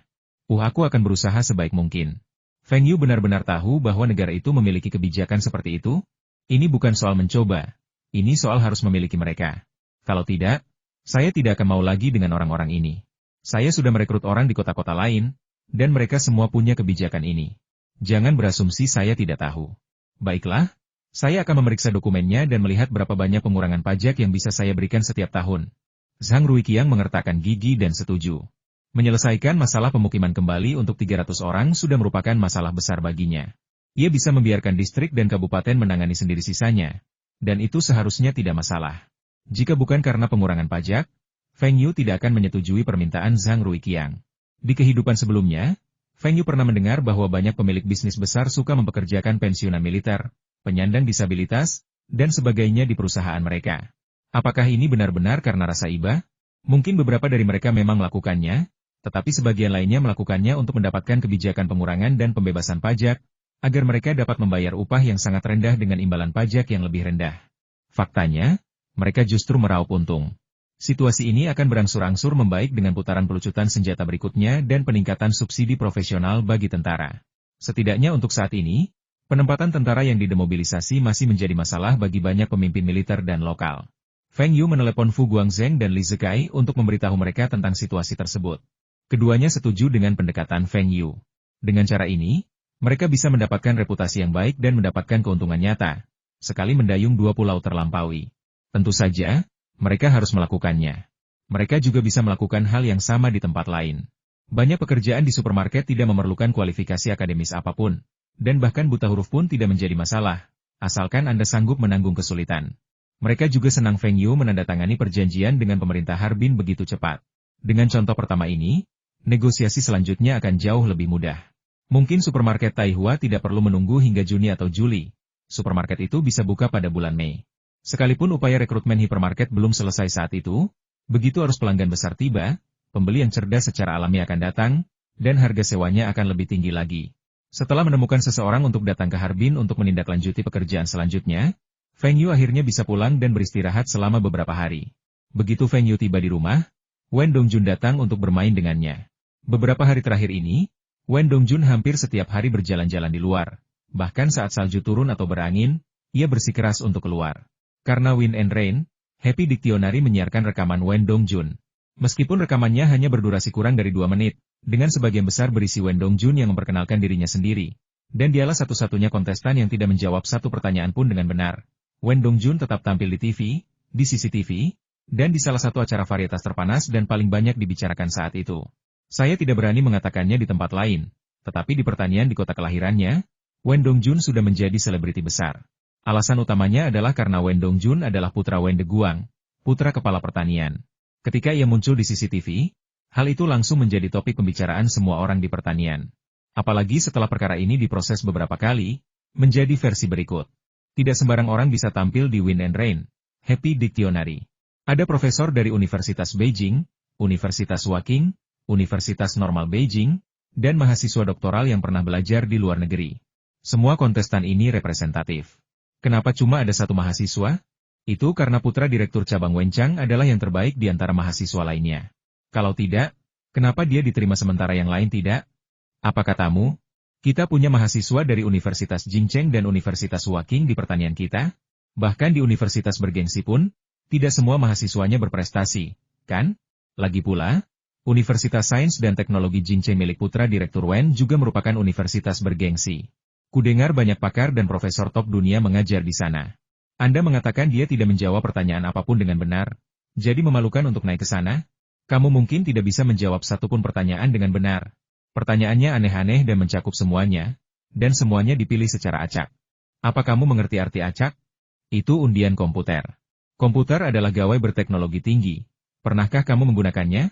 Hasilnya sangat dipengaruhi oleh keberuntungan. Apa kamu tidak lihat bahwa profesor itu tidak bisa menjawab pertanyaan yang sudah kita ketahui? Lagi pula, lihatlah betapa hebatnya ucapan putra manajer pertanian Wen setelah dia masuk. Katanya dia berasal dari pertanian kita dan membawa kehormatan bagi pertanian kita. Kalau kamu mampu, kamu juga harus masuk. Kenapa kamu tidak bisa masuk? Jadi, Wen Dongjun, yang tidak menjawab satu pertanyaan pun dengan benar, tidak hanya tidak ditertawakan di pertanian, tetapi juga dicemburui banyak orang. Bahkan Wen Deguang, yang pernah mengalahkan Wen Dongjun, merasa bahwa ini sama sekali tidak memalukan, melainkan menyelamatkan muka. Begitu Feng Yu kembali, Wen Dongjun datang untuk pamer. Kau tahu, ada 6 orang yang menyambutku dalam perjalanan dari rumahku ke rumahmu. 6, kata Wen Dongjun dengan lantang. Hanya beberapa orang yang menyapamu. Apa sih yang bisa dibanggakan? Apa kata mereka? Mereka memanggilmu raja penjawab pertanyaan? Feng Yu mencibir. Kenapa kamu tidak mengerti maksudku? Intinya, mereka semua sudah kenal aku. Di pertanian kami, ada yang tidak kenal ayahku, tapi tidak ada yang tidak kenal aku. Dari usia 99 tahun sampai usia mereka bisa berjalan, semua orang kenal aku. Kata Wen Dongjun sambil menunjuk hidungnya. Ya, aku kenal kamu, Wang Wen Dongjun, si penjawab. Tidak bisakah kita bicara tentang Raja Kuis? Tidak masalah, jawab Raja. Wen Dongjun marah. Apa kita masih bisa bersenang-senang? Aku pergi untuk membantumu, dan kau bahkan tidak berterima kasih padaku. Kau tahu, kalau bukan karena penampilanku, rating acaranya pasti akan setinggi ini. Semua surat kabar melaporkan bahwa episode yang aku bintangi tidak hanya menduduki peringkat pertama dalam periode yang sama, tetapi juga menjadi acara varietas dengan rating tertinggi di CCTV tahun ini, melampaui Zengda Variety Show. Tegas Wen Dongjun. Nomor 1 di rating? Kok kamu tahu? Huaxia TV News. Kamu tidak suka membaca koran? Belum pernah baca? Aku tahu. Ini, aku bawa koran itu. Biar kutunjukkan padamu. Wen Dongjun mengeluarkan koran berjumbai dari sakunya. Jelas sekali ia sudah lama menyimpan koran ini di sakunya. Sial, orang ini masih membawa terbitan koran itu bersamanya. Feng Yu membukanya dan melihat bahwa memang demikian. Episode keempat Wind and Rain, Happy Dictionary memang menjadi variety show dengan rating tertinggi di CCTV tahun ini. Episode itu bahkan sempat menyebutkan para kontestannya, termasuk Wen Dongjun. Namun, meskipun ratingnya memuncaki tangga lagu, ratingnya masih jauh dari puncak tertinggi sepanjang masa Zengda Variety Show. Hal ini berkaitan dengan fakta bahwa saluran dari provinsi lain disiarkan melalui satelit, yang mengalihkan perhatian pemirsa, dan juga karena basis pemirsa program ini tidak sebaik Zengda Variety Show. Namun, terlepas dari itu, peringkat pertama telah diraih sekali, yang menunjukkan bahwa program ini sukses. Saya harus menelepon guru Jia nanti untuk memberi ucapan selamat dan mengingatkannya untuk mengingat kebaikan ini. Jika peringkatnya menduduki peringkat pertama, maka efek iklan judul dan penempatan produk akan lebih baik, dan uang yang diinvestasikan Feng Yu akan sepadan. Baiklah, saya sudah melihatnya. Apakah ada hal lain? Penjawab pertanyaan? Tanya Feng Yu. Hubunganmu dengan CCTV sangat baik, jadi kalau ada kesempatan lain untukmu muncul, kenapa tidak kau berikan saja padaku? Atau mungkin aku bisa muncul di Happy Dictionary. Lagi, beri aku beberapa tips agar aku bisa menyelesaikannya. Feng Yu mendorong wajah Wen Dongjun dan berkata, jangan coba-coba. Apa kau benar-benar berpikir menjadi terkenal itu menyenangkan? Apa kau tidak sadar orang-orang memandangmu seperti monyet di kebun binatang? Wen Dongjun tertegun sejenak, lalu marah besar. Ku bilang mereka hanya tersenyum saat melihatku dan tidak berkata apa-apa. Kupikir mereka iri padaku, tapi ternyata mereka memperlakukanku seperti orang bodoh. Oh, ngomong-ngomong, tahukah kau kalau Liu Jichuan sudah kembali? Siapa? Liu Jichuan? Apakah dia kembali? Bagaimana kau tahu dia datang menemuimu? Tanya Feng Yu penasaran. Keluarga Liu Jichuan masih di perusahaan, dan keluarga Wen Dongjun ada di markas lapangan. Seharusnya mereka tidak bisa bertemu jika pergi keluar, kan? Dia tentara profesional tahun ini. Dia kembali sebelum tahun baru. Ayahku yang bilang begitu. Berbeda dengan sebelum kelahiran kembali Feng Yu, ketika wajib militer dilakukan pada musim panas dan pemecatan juga dilakukan pada musim panas, sebagian besar tentara sekarang menjalani wajib militer dan pemecatan pada musim dingin. Meskipun Liu Jichuan telah mendaftar pada musim panas sebelum reformasi wajib militer tahun 1990, tanggal pemecatannya tetap sama seperti sekarang. Namun, tampaknya Liu Jichuan telah bertugas di militer selama lebih dari 3 tahun. Seharusnya ia setidaknya berstatus bintara sekarang. Di unit mana dia ditugaskan? Biro Keamanan Publik? Tanya Feng Yu. Setelah pensiun, tentara biasanya ditugaskan kembali ke kota asal. Bintara dan sejenisnya biasanya dapat bergabung dengan Biro Keamanan Publik setempat dan menjadi polisi. Hal ini terutama berlaku di tempat-tempat kecil seperti pertanian, di mana hanya sedikit orang yang bertugas di militer. Liu Jichuan telah menjadi tentara begitu lama, dan ia dan Paman Wen pernah berada di kompi yang sama sebelumnya. Jadi bergabung dengan Biro Keamanan Publik seharusnya tidak menjadi masalah. Biro Keamanan Publik sudah memiliki banyak polisi tambahan. Tidak, saya rasa saya ditugaskan ke Departemen Peternakan dengan cara diundi. Feng Yu. Pengundian, metode pembagian ini benar-benar adil. Metode ini diciptakan oleh Paman Wen, kan? Kalau Departemen Peternakan, seharusnya yang kuliah di bidang peternakan, kan? Apalagi mahasiswa, minimal SMA, kan? Liu Jichuan sudah beberapa tahun di militer. Pengetahuan apa yang dia miliki tentang peternakan? Tahukah kamu di unit apa dia bertugas? Cabang militer apa? Tanya Feng Yu. Mana mungkin aku tahu? Tapi aku bisa tanya ayahku, dia pasti tahu. Kenapa kau bertanya begitu? Apa kau juga ingin bergabung dengan tentara? Wen Dongjun menatap Feng Yu dengan rasa ingin tahu. Menurutmu aku sanggup menanggung kesulitan seperti itu? Bergabung dengan tentara? Mungkin itu impian banyak orang. Tetapi menjadi tentara tidak selalu berarti kamu bisa memegang senjata dan pergi ke medan perang. Kemungkinan besar kamu akan menjalani latihan tanpa henti setiap hari. Atau bahkan hanya memberi makan babi di tentara. Bagaimanapun, Feng Yu tidak punya rencana untuk bergabung dengan tentara, tetapi dia agak tertarik pada Liu Jichuan, terutama ingin melihat bagaimana Liu Jichuan telah berubah setelah menghabiskan beberapa tahun di tentara. Ngomong-ngomong, Liu Jichuan dan yang lainnya akan melapor ke Departemen Peternakan hari ini. Kita sudah lama tidak bertemu. Ayo kita ngobrol dan lihat apakah dia membawa pulang oleh-oleh dari tentara. Feng Yu melirik Wen Dongjun dan bertanya, kalimat terakhir adalah tujuanmu, kan? Tanpa mobil, peternakan itu tidak besar. Jadi Feng Yu dan Wen Dongjun hanya butuh waktu kurang dari 10 menit untuk berjalan kaki ke Departemen Peternakan. Alasan utamanya adalah Wen Dongjun ingin tahu apakah tatapan orang-orang itu benar-benar karena monyet-monyet itu. Sayangnya, cuaca cerah saat dia datang, tetapi sekarang turun salju tipis. Tidak ada yang memperhatikannya sama sekali, yang membuatnya sangat kesal. Saudara Chuan. Wen Dongjun sangat gembira bertemu Liu Jichuan. Lagi pula, pertama kali ia berburu beruang adalah bersama Liu Jichuan. Dongjun. Xiao Yu, apa yang membawa kalian ke sini? Liu Jichuan tersenyum ketika melihat mereka. Meskipun mereka bukan kenalan lama, ia merasa familiar ketika melihat seseorang yang pernah satu kelompok. Feng Yu tersenyum, menyapa, lalu mengamati Liu Jichuan dari samping. Ia mendapati Liu Jichuan memiliki aura yang tak terlukiskan, suatu perasaan yang sepertinya ia lihat pada salah satu pengikut Lu Xiao. Antek tuan muda Lu pernah ke medan perang dan membunuh orang. Mungkinkah Liu Jichuan juga pernah ke medan perang? Atau bahkan, pernahkah dia membunuh orang? Saudara Chuan, kamu sudah kembali.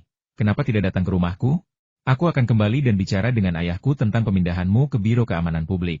Meskipun ada lebih banyak pekerjaan di sana, tunjangannya juga lebih tinggi. Departemen Peternakan tidak terlalu menarik, kata Wen Dongjun dengan nada tinggi, mengabaikan beberapa orang dari Departemen Peternakan yang lewat. Liu Jichuan tersenyum dan berkata, tidak perlu, Dongjun. Aku sebenarnya di sini untuk mengurus beberapa dokumen hari ini. Aku tidak ingin bekerja di pertanian lagi. Kenapa? Lalu apa yang akan kau lakukan? Wen Dongjun membelalakan matanya. Jika dia tidak bekerja, bagaimana dia akan menghidupi keluarganya di masa depan? Akankah dia kembali bertani bersama ayahnya? Ini solusi yang memungkinkan. Dia bisa bekerja, jadi untuk apa bertani? Ayah Liu Jichuan mereklamasi lahan terlantar beberapa tahun yang lalu dan menerima kompensasi ketika lahan tersebut pensiun. Meskipun tidak bertani di Rusia, ia merintis usaha sayuran rumah kaca, menghasilkan pendapatan tahunan yang lumayan.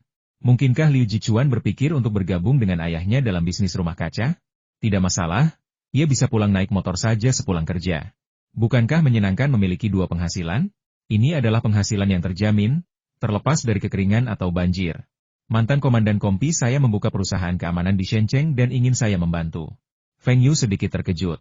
Sekarang ada perusahaan keamanan? Tapi apa yang bisa dilakukan Liu Jichuan di perusahaan keamanan? Dia harus berhati-hati agar tidak tertipu atau melakukan tindakan ilegal. Apa sebenarnya yang dilakukan perusahaan keamanan? Feng Yu bertanya sambil mengerutkan kening. Saya hanya mengemudi untuk bos dan melindungi keselamatannya. Gajinya sangat tinggi, 500 yuan sebulan. Sebelum Liu Jichuan bergabung dengan militer, pendapatan per kapita tahunan rata-rata di Harbin hanya sekitar 1.000 yuan. Bahkan sekarang, pendapatannya kurang dari 3.000 yuan per tahun, atau 200 hingga 300 yuan per bulan. Gajinya mungkin tinggi atau rendah, tetapi bekerja di Departemen Peternakan di sebuah peternakan hanya menghasilkan kurang dari 200 yuan sebulan. Sulit untuk tidak tergoda oleh seseorang yang menawarkan pekerjaan dengan gaji bulanan 500 yuan. Feng Yu tiba-tiba berpikir bahwa ia punya sopir di Hong Kong. Tetapi ketika kembali ke daratan, ia harus menyetir sendiri setiap kali. Mengapa ia tidak menemukan sopir? Dan ayah selalu suka minum. Bagaimana kalau dia nyetir setelah minum? Ayah juga harus diberi sopir atau semacamnya. Feng Yu ingat bahwa setelah penindakan mereda selama 2 tahun terakhir, beberapa kelompok kejahatan terorganisir muncul kembali. Ia juga seharusnya lulus universitas dalam 1,5 tahun, jadi memiliki pengawal akan sangat mengesankan sekaligus aman. Saudara Chuan, di unit militer mana Anda sebelumnya bertugas, dan di cabang apa? Feng Yu bertanya dengan rasa ingin tahu. Liu Jichuan menunjukkan ekspresi malu maaf, karena disiplin, saya tidak bisa mengatakannya untuk saat ini. Demi disiplin, aku belum bisa kasih tahu sekarang. Ada apa? Apa ini masih semacam dinas rahasia? Pernahkah kamu ikut perang sungguhan? Pernah ke medan perang? Tanya Feng Yu. Liu Jichuan mengangguk ya. Kau pernah ke medan perang? Apa kau punya medali militer? Apa pangkatmu saat pensiun? Letnan 2? Mayor? Mata Wen Dongjun berbinar. Liu Jichuan benar-benar pernah ke medan perang. Saya hanya seorang bintara. Pendidikan saya rendah, jadi sulit bagi saya untuk dipromosikan, jelas Liu Jichuan. Feng Yu menatap Liu Jichuan yang sangat bungkam. Namun, tentara yang benar-benar pernah ke medan perang tidak diizinkan minum. Toleransi alkohol Liu Jichuan pasti semakin memburuk beberapa tahun terakhir ini, kan? Baiklah, jika kita membuatnya mabuk, kita akan bisa memperoleh banyak informasi darinya. Jika dia ingin Liu Jichuan menjadi pengawalnya, dia harus terlebih dahulu memahami masa lalu Liu Jichuan. Kak Chuan, setiap orang punya cita-cita masing-masing. Gak apa-apa kalau kamu gak kerja di sini. Beberapa tahun lagi, ajak Paman Liu tinggal di kota supaya dia bisa santai. Sekarang kamu bebas, kan? Aku lihat ada restoran baru di Jalan Erdao. Kita minum-minum, yuk? Wen Dongjun menatap Feng Yu dengan heran. Anak ini benar-benar menawarkan untuk minum bersamanya. Apakah matahari terbit dari selatan hari ini? Liu Jichuan menyampirkan tasnya di punggungnya dan berkata sambil tersenyum, baiklah, ini kesempatan langka untuk bertemu denganmu hari ini, aku akan mentraktirmu. Meskipun pertaniannya tidak besar dan jumlah penduduknya kurang dari 20.000 orang, namun tidak sebesar banyak kota besar, tetapi masih ada restoran, wisma tamu, dan banyak hal lainnya. Restoran ini baru dibuka tahun ini.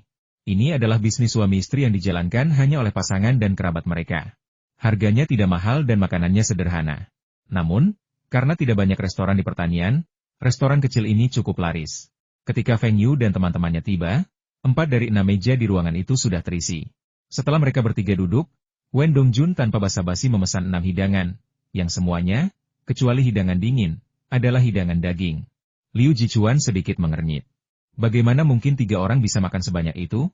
Tapi kemudian ia memikirkannya dan menyadari bahwa ia telah mengatakan bahwa ia yang traktir, jadi ia merasa tidak nyaman untuk mengatakan apapun. Setelah keluar dari militer, kondisi keuangan keluarganya membaik pesat, dan ia masih punya uang di sakunya. Tanpa ia sadari, baik Wen Dongjun maupun Feng Yu tidak berniat memintanya membayar. Biasanya, saat mereka makan di luar, Feng Yu akan membayar di restoran besar, sementara Wen Dongjun membayar di restoran kecil. Tapi hari ini, Wen Dongjun yang membayar, jadi tentu saja ia tidak ragu untuk memesan. Anggur putih atau bir? Wen Dongjun menatap Feng Yu dengan provokatif. Dia tahu Feng Yu tidak bisa menahan minuman kerasnya, dan dia berani mengajaknya minum hari ini. Dia pasti akan membuatnya mabuk. Saya baru pulang menyetir hari ini dan agak mabuk perjalanan, jadi saya minum bir saja. Dongjun, kamu dan saudara Chuan beli anggur putih. Nyonya, 1 botol bida huang 60 derajat dan 1 botol bir, teriak Feng Yu. Wen Dongjun mencibir Feng Yu. Mabuk perjalanan? Baru pertama kali ini aku dengar ada orang mabuk perjalanan saat mengemudi. Kalau kamu nggak sanggup menghabiskan semuanya, bilang aja. Kamu masih mau sebotol bir lagi? Beraninya kamu minta. Liu Jichuan tidak berkata apa-apa. Setelah kacang yang dikirim oleh pemilik restoran diantar, ia mengangkat gelasnya dan bersulang bersama mereka berdua.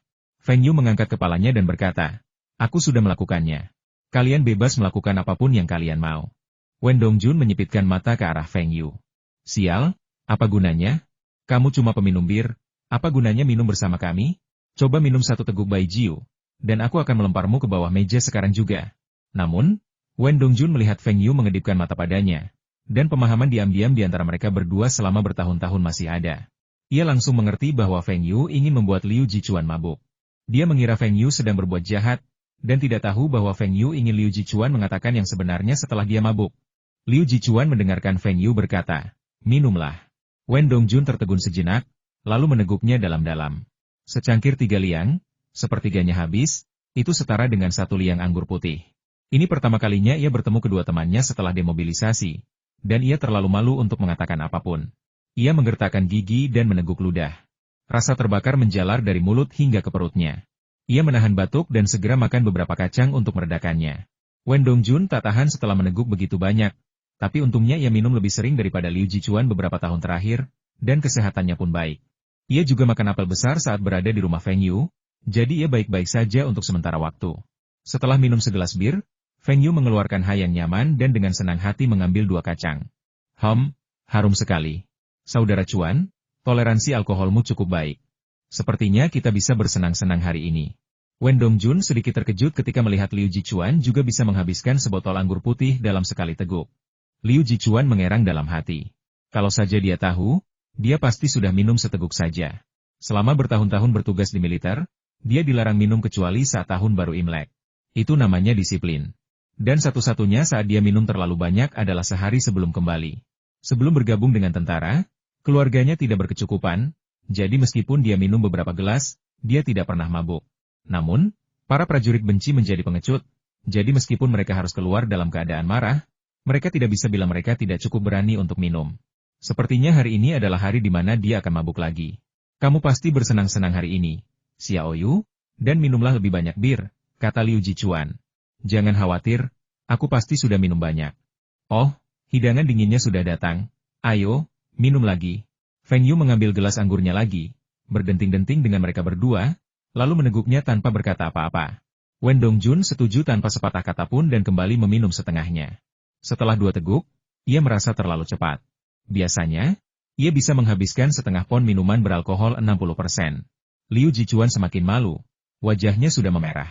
Selanjutnya, Feng Yu sengaja memperlambat sedikit dan terus berkata kepada Wen Dongjun, minumlah perlahan, seolah-olah Wen Dongjun memaksa Liu Jichuan untuk minum.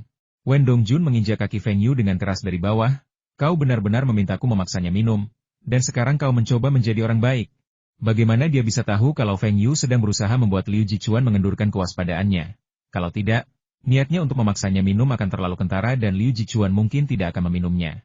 Nah, saya belajar ini dari saudara ipar saya. Awalnya, ini ditujukan untuk melawan Kirilenko, tetapi tampaknya berhasil juga untuk Liu Jichuan. Setelah hidangan tiba, Wen Dongjun dan Liu Jichuan melahapnya dengan lahap. Bukan karena lapar, melainkan karena ingin mengisi perut. Feng Yu makan dengan lebih santai. Untungnya, makanan di restoran kecil ini sangat lezat. Setelah Feng Yu menghabiskan sebotol bir, Wen Dongjun dan Liu Jichuan juga menghabiskan sebotol anggur putih. Nyonya bos, sebotol anggur putih lagi dan sebotol bir lagi, teriak Feng Yu. Wen Dongjun sudah mencapai batasnya. Ia menatap Feng Yu dan bertanya, kenapa kamu masih minum? Tidakkah kamu lihat Liu Jichuan sudah sekarat? Kalau dia minum seteguk lagi, dia mungkin akan muntah. Feng Yu dengan antusias mengisi gelas mereka. Menuang anggur adalah keahlian Feng Yu. Ayo, saudara Chuan, sudah lama sekali kita tidak bertemu. Ayo kita minum. Aku saja, kau boleh melakukan apapun yang kau mau. Feng Yu tanpa malu-malu menghabiskan bir di gelasnya tanpa menunggu Liu Jichuan berkata apa-apa. Lagi pula, ia tak akan mabuk hanya dengan 2 botol bir. Liu Jichuan meneguk anggur putihnya dengan susah payah, bernapas dalam-dalam dan berusaha keras menjaga kepalanya tetap jernih. Saudara Chuan, apakah kamu ingat saat kita bertiga pergi berburu bersama? Tanya Feng Yu. Wen Dongjun segera berkata dengan gembira ya. Ya, saya juga memburu beruang buta saat itu. Feng Yu memutar matanya ke arah Wen Dongjun. Apakah itu prestasimu? Kalau bukan karena Liu Jichuan, kita berdua pasti sudah mati. Liu Jichuan tersipu dan berkata, aku ingat. Bagaimana mungkin aku tidak ingat? Feng Yu menatap mata Liu Jichuan dan melihat secercah kenangan di dalamnya. Namun, Liu Jichuan sudah agak mabuk. Jadi Feng Yu tidak bisa memahami apa lagi yang sedang terjadi. Dongjun, kamu punya rokok? Gak ada. Kalau begitu, pergilah dan belikan aku sebungkus Song Tashan. Wen Dongjun bingung. Aku tidak merokok, kenapa aku harus bawa rokok? Kamu juga tidak merokok, jadi kenapa kamu memintaku membeli rokok? Oh, mungkin untuk menghibur saudara Chuan. Wen Dongjun bergegas pergi membeli rokok. Feng Yu melihat sekeliling. Semua orang di sekitarnya mabuk. Dia mungkin orang yang paling sadar di sini, kecuali pemilik toko yang berdiri di konter. Pemilik toko agak jauh dari meja mereka. Dan dengan suara gaduh masakan di dapur dan obrolan pelanggan lain, dia mungkin tidak bisa mendengar apa yang mereka bicarakan. Saudara Chuan, selama bertahun-tahun ini, saya selalu punya pertanyaan untuk Anda. Jika saya tidak pergi bersama kalian saat itu, apakah tentara timur bisa kembali dengan selamat? Mata Liu Jichuan yang mabuk tiba-tiba melebar. Ia menatap Feng Yu cukup lama, lalu mendesah, aku benar-benar tidak tahu apa-apa tentang ini. Pikiranku awalnya cukup ekstrim, meyakini keluarga Wenlah penyebab keluarga kami begitu miskin. Aku sempat berpikir untuk memberi pelajaran kepada tentara timur, khususnya Kapten Wen. Tapi aku benar-benar bingung bagaimana caranya. Bagaimana kau bisa tahu? Feng Yu menatap mata Wen Dongjun dengan saksama dan menyadari bahwa kalimat ini sepertinya bukan kebohongan. Ia pun menghela napas lega. Meskipun kejadian di kehidupan sebelumnya masih belum jelas, entah karena Liu Jichuan Wen Dongjun menjadi seperti itu di kehidupan sebelumnya. Setidaknya ia mengikutinya di kehidupan ini dan tragedi itu tidak terulang. Feng Yu mencibir. Wajahmu dipenuhi kebencian saat itu. Wen Dongjun dan aku sudah berteman sejak kecil. Jadi bagaimana mungkin aku tidak ikut? Saat kami bertemu beruang buta itu, aku benar-benar berpikir kami semua akan tamat, tetapi pada akhirnya, kami bekerja sama dan membunuhnya. Aku ingat saat itu kau penembak yang sangat handal. Kau telah membunuh musuh di medan perang, kan? Feng Yu tiba-tiba menanyakan hal ini, menyebabkan Liu Jichuan mengangguk secara naluriah, dan kemudian dia cepat menggelengkan kepalanya. Saudara Chuan, jangan bohong. Saya pernah melihat orang-orang seperti Anda di ibu kota. Temperamen Anda mirip dengannya. Tidakkah Anda menyadari bahwa ketika memasuki lingkungan yang asing, Anda harus selalu mengamati segalanya terlebih dahulu, bahkan mengamati semua orang. Ini bukan sesuatu yang bisa dipelajari prajurit biasa. Dalam beberapa tahun terakhir, hanya ada perang resmi di 2 gunung di negara ini. Dan beberapa tahun yang lalu, daerah militer Shenzhen juga mengirim tim ke sana. Seharusnya Anda pergi ke sana saat itu, kan? Mata Liu Jichuan terbelalak. Bagaimana Feng Yu tahu ini? Informasi ini bahkan tidak dilaporkan di berita. Berita itu berasal dari tahun 1980-an, ketika perang dengan negara itu berakhir. Bagaimana mungkin Feng Yu tahu ini? Melihat sorot mata saudara Chuan, tebakanku benar. Kau pasti seorang prajurit yang mirip pengintai, atau mungkin prajurit pasukan khusus. Aku tidak akan menebak-nebak soal ini. Kalau kau tidak mau memberitahu, aku tidak akan bertanya. Mustahil bagi prajurit biasa untuk mengembangkan kebiasaan mengamati dengan cermat. Liu Jichuan menghela napas dan mengganti topik setelah kuliah. Situasinya berbeda. Kamu pintar, tapi aku tidak. Aku bahkan tidak bisa masuk SMA waktu itu. Kudengar Paman Feng sekarang jadi orang terkaya di pertanian? Feng Yu mengangguk, tidak menghindar dari topik itu. Itu bukan rahasia di pertanian. Malahan, lebih banyak orang yang mengenal Feng Xingtai daripada Wen De Guang. Saudara Chuan, jangan bahas masa lalu, itu semua sudah berlalu. Tapi dengan semua keahlianmu, penghasilan hanya 500 yuan sebulan terlalu sedikit, kata Feng Yu dengan sengaja. 500 yuan sebulan tidak cukup? Seru Liu Jichuan. Itu 500 yuan. Berapa penghasilan orang kota dalam sebulan? Bahkan gaji manajer pertanian pun kurang dari 500 yuan sebulan, kan? Tahukah kamu berapa penghasilan seorang manajer bengkel di pabrik pengolahan biji-bijian keluargaku dalam setahun? Lagi pula, berapa penghasilan Paman Liu hanya dengan menanam sayuran di rumah kacanya selama musim dingin? Apakah 500 yuan sebulan benar-benar banyak untukmu? Dengan uang sekecil ini, kapan kamu bisa membeli rumah di kota dan mengajak Paman Liu tinggal bersamamu? Liu Jichuan terdiam. Ia pikir ia telah menemukan pekerjaan yang bagus, menghasilkan banyak uang, dan akan mampu memberikan kehidupan yang baik bagi ayahnya di masa depan. Namun setelah mendengar apa yang dikatakan Feng Yu, tampaknya 500 yuan sebulan tidak cukup untuk melakukan apapun. Tapi apalagi yang bisa ia lakukan selain ini? Apa gunanya ilmu yang ia pelajari di militer bagi masyarakat saat ini? Bahkan jika ia bisa bekerja di Biro Keamanan Publik dan memanfaatkan keahliannya, berapa penghasilannya? Dan berapa lama waktu yang dibutuhkannya untuk menjadi seorang pemimpin? Saya beli rokok. Saya capek banget. Tidak ada toko kecil di dekat sini. Saya lari 2 blok sebelum sempat beli. Di sini, Saudara Chuan, kita berdua tidak merokok, jadi kamu boleh merokok. Setelah Wen Dongjun masuk rumah, ia mengibaskan pakaiannya dan melempar rokok itu ke depan Liu Jichuan. Liu Jichuan jarang merokok, karena akan memengaruhi staminanya dan kecanduannya akan menghambat kemampuannya menyelesaikan misi. Namun hari ini, ia tiba-tiba merasa ingin merokok.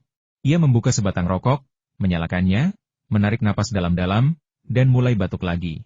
Wen Dongjun bertanya sambil tersenyum, kalian berdua ngomongin apa tadi?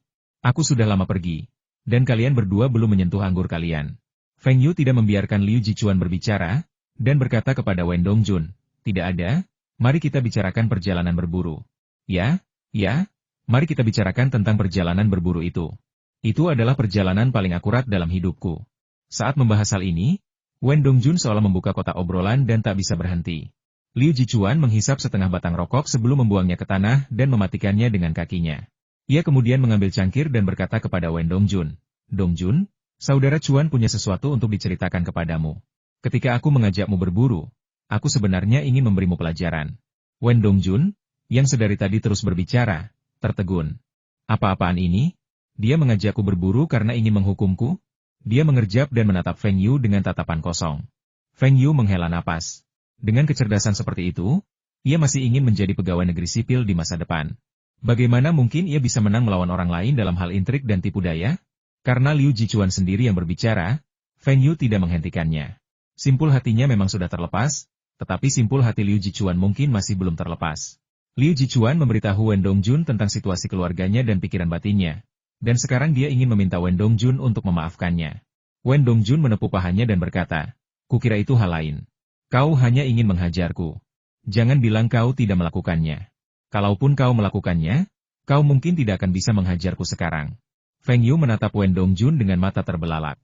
Logika macam apa orang ini? Meskipun kau jauh lebih tinggi dari Liu Jichuan, jika mereka benar-benar bertarung, kau pasti bukan tandingannya. Dia pembunuh veteran, dan setiap gerakannya mematikan. Saya pernah bertarung dengan Feng Yu beberapa kali sebelumnya. Dan dalam sehari setelah setiap pertarungan, kami masih bermain bersama. Feng Yu, kamu benar-benar pandai memberi contoh. Suatu kali dia jatuh ke dalam gudang sayuran di hutan. Jika saya tidak menemukan tangga untuk mengeluarkannya, dia pasti sudah tinggal di sana selama setengah bulan. Di lain waktu, dia diganggu oleh teman-teman sekelasnya. 3 dari mereka memojokkannya di belakang toilet. Jika bukan karena saya, dia pasti sudah dipukuli sampai menangis. Dan saat itu, dia jatuh ke dalam lubang es. Jika saya tidak menariknya keluar, dia pasti sudah menjadi es loli. Feng Yu dengan marah berkata, sudah cukup. Bisakah kau berhenti mengungkit masa lalu? Apa orang ini tahu cara mengobrol? Apa dia tahu cara mengobrol? Oke, ayo kita berhenti bicara dan minum. Mari kita selesaikan dendam kita dengan segelas anggur. Ayo kita minum semuanya. Sialan, lakukan saja. Apa aku takut padamu meski hanya minum segelas bir? Mendengar Wen Dongjun telah memaafkannya, kerutan di dahi Liu Jichuan mengendur. Ia bertanya pada dirinya sendiri lebih dari sekali, sambil berbaring di tempat tidur. Jika Feng Yu tidak bersamanya, akankah ia melakukan sesuatu yang akan ia sesali seumur hidupnya? Misalnya, setelah Wen Dongjun menembakkan pistolnya, akankah ia melarikan diri, meninggalkan Wen Dongjun menghadapi beruang buta itu sendirian? Tapi dia benar-benar tidak tahu apa yang akan dia lakukan. Untungnya, semuanya sudah berakhir dan tidak ada yang perlu disesalinya. Sambil meletakkan cangkirnya, Feng Yu berkata kepada Liu Jichuan, saudara Chuan, kemarilah dan bekerjalah bersamaku. Liu Jichuan menatap Feng Yu dengan tatapan kosong. Apa artinya bekerja denganmu? Wen Dongjun berkata kepada Liu Jichuan, saudara Chuan, Feng Yu juga seorang bos besar sekarang. Jika kamu bekerja dengannya, kamu pasti akan mendapatkan penghasilan lebih besar daripada bekerja dengan komandan kompimu. Xiao Yu, kamu belum kuliah? Feng Yu dan Wen Dongjun diterima di sebuah universitas di Beijing. Ayahnya menceritakan hal itu kepadanya di hari pertama ia pulang, dan mengatakan bahwa universitas itu adalah kebanggaan seluruh perusahaan. Kuliah dan berbisnis sepertinya tidak ada konfliknya. Aku kuliah, tapi aku juga berbisnis. Ayo bekerja bersamaku dan jadilah pengawalku. Aku akan membayarmu 1.000 sebulan, dengan kenaikan gaji tahunan dan bonus liburan. Berapa? 1.000? Xiao Yu, kau bercanda, kan? Liu Jichuan terkejut. 1.000 yuan sebulan? Gaji setinggi itu? Mungkinkah Xiao Yu telah menyinggung seseorang dan membutuhkan bantuannya? Jika seseorang benar-benar membuat masalah, mereka bisa langsung melapor. Siapa yang mau membayar sopir dan pengawal 1.000 yuan sebulan? Aku tidak bercanda. Orang sepertimu memang pantas mendapatkan uang sebanyak ini. Aku tidak punya dendam terhadap siapapun, tapi lebih baik mencegah daripada menyesal. Kau bisa bekerja denganku selama beberapa tahun. Kalau kau sudah menikah dan tidak ingin bekerja lagi, kau bisa pergi kapan saja, atau aku bisa memindahkanmu ke posisi yang stabil dan cukup untukmu menghidupi keluargamu. 1.000 yuan sebulan tidak ada apa-apanya bagi Feng Yu. Ia merasa sangat beruntung bisa menyewa seorang pengawal yang pernah bertugas di medan perang. Bisnis apa yang kamu jalankan? Tanya Liu Jichuan penasaran. Bisnis apa yang bisa memberinya gaji setinggi itu?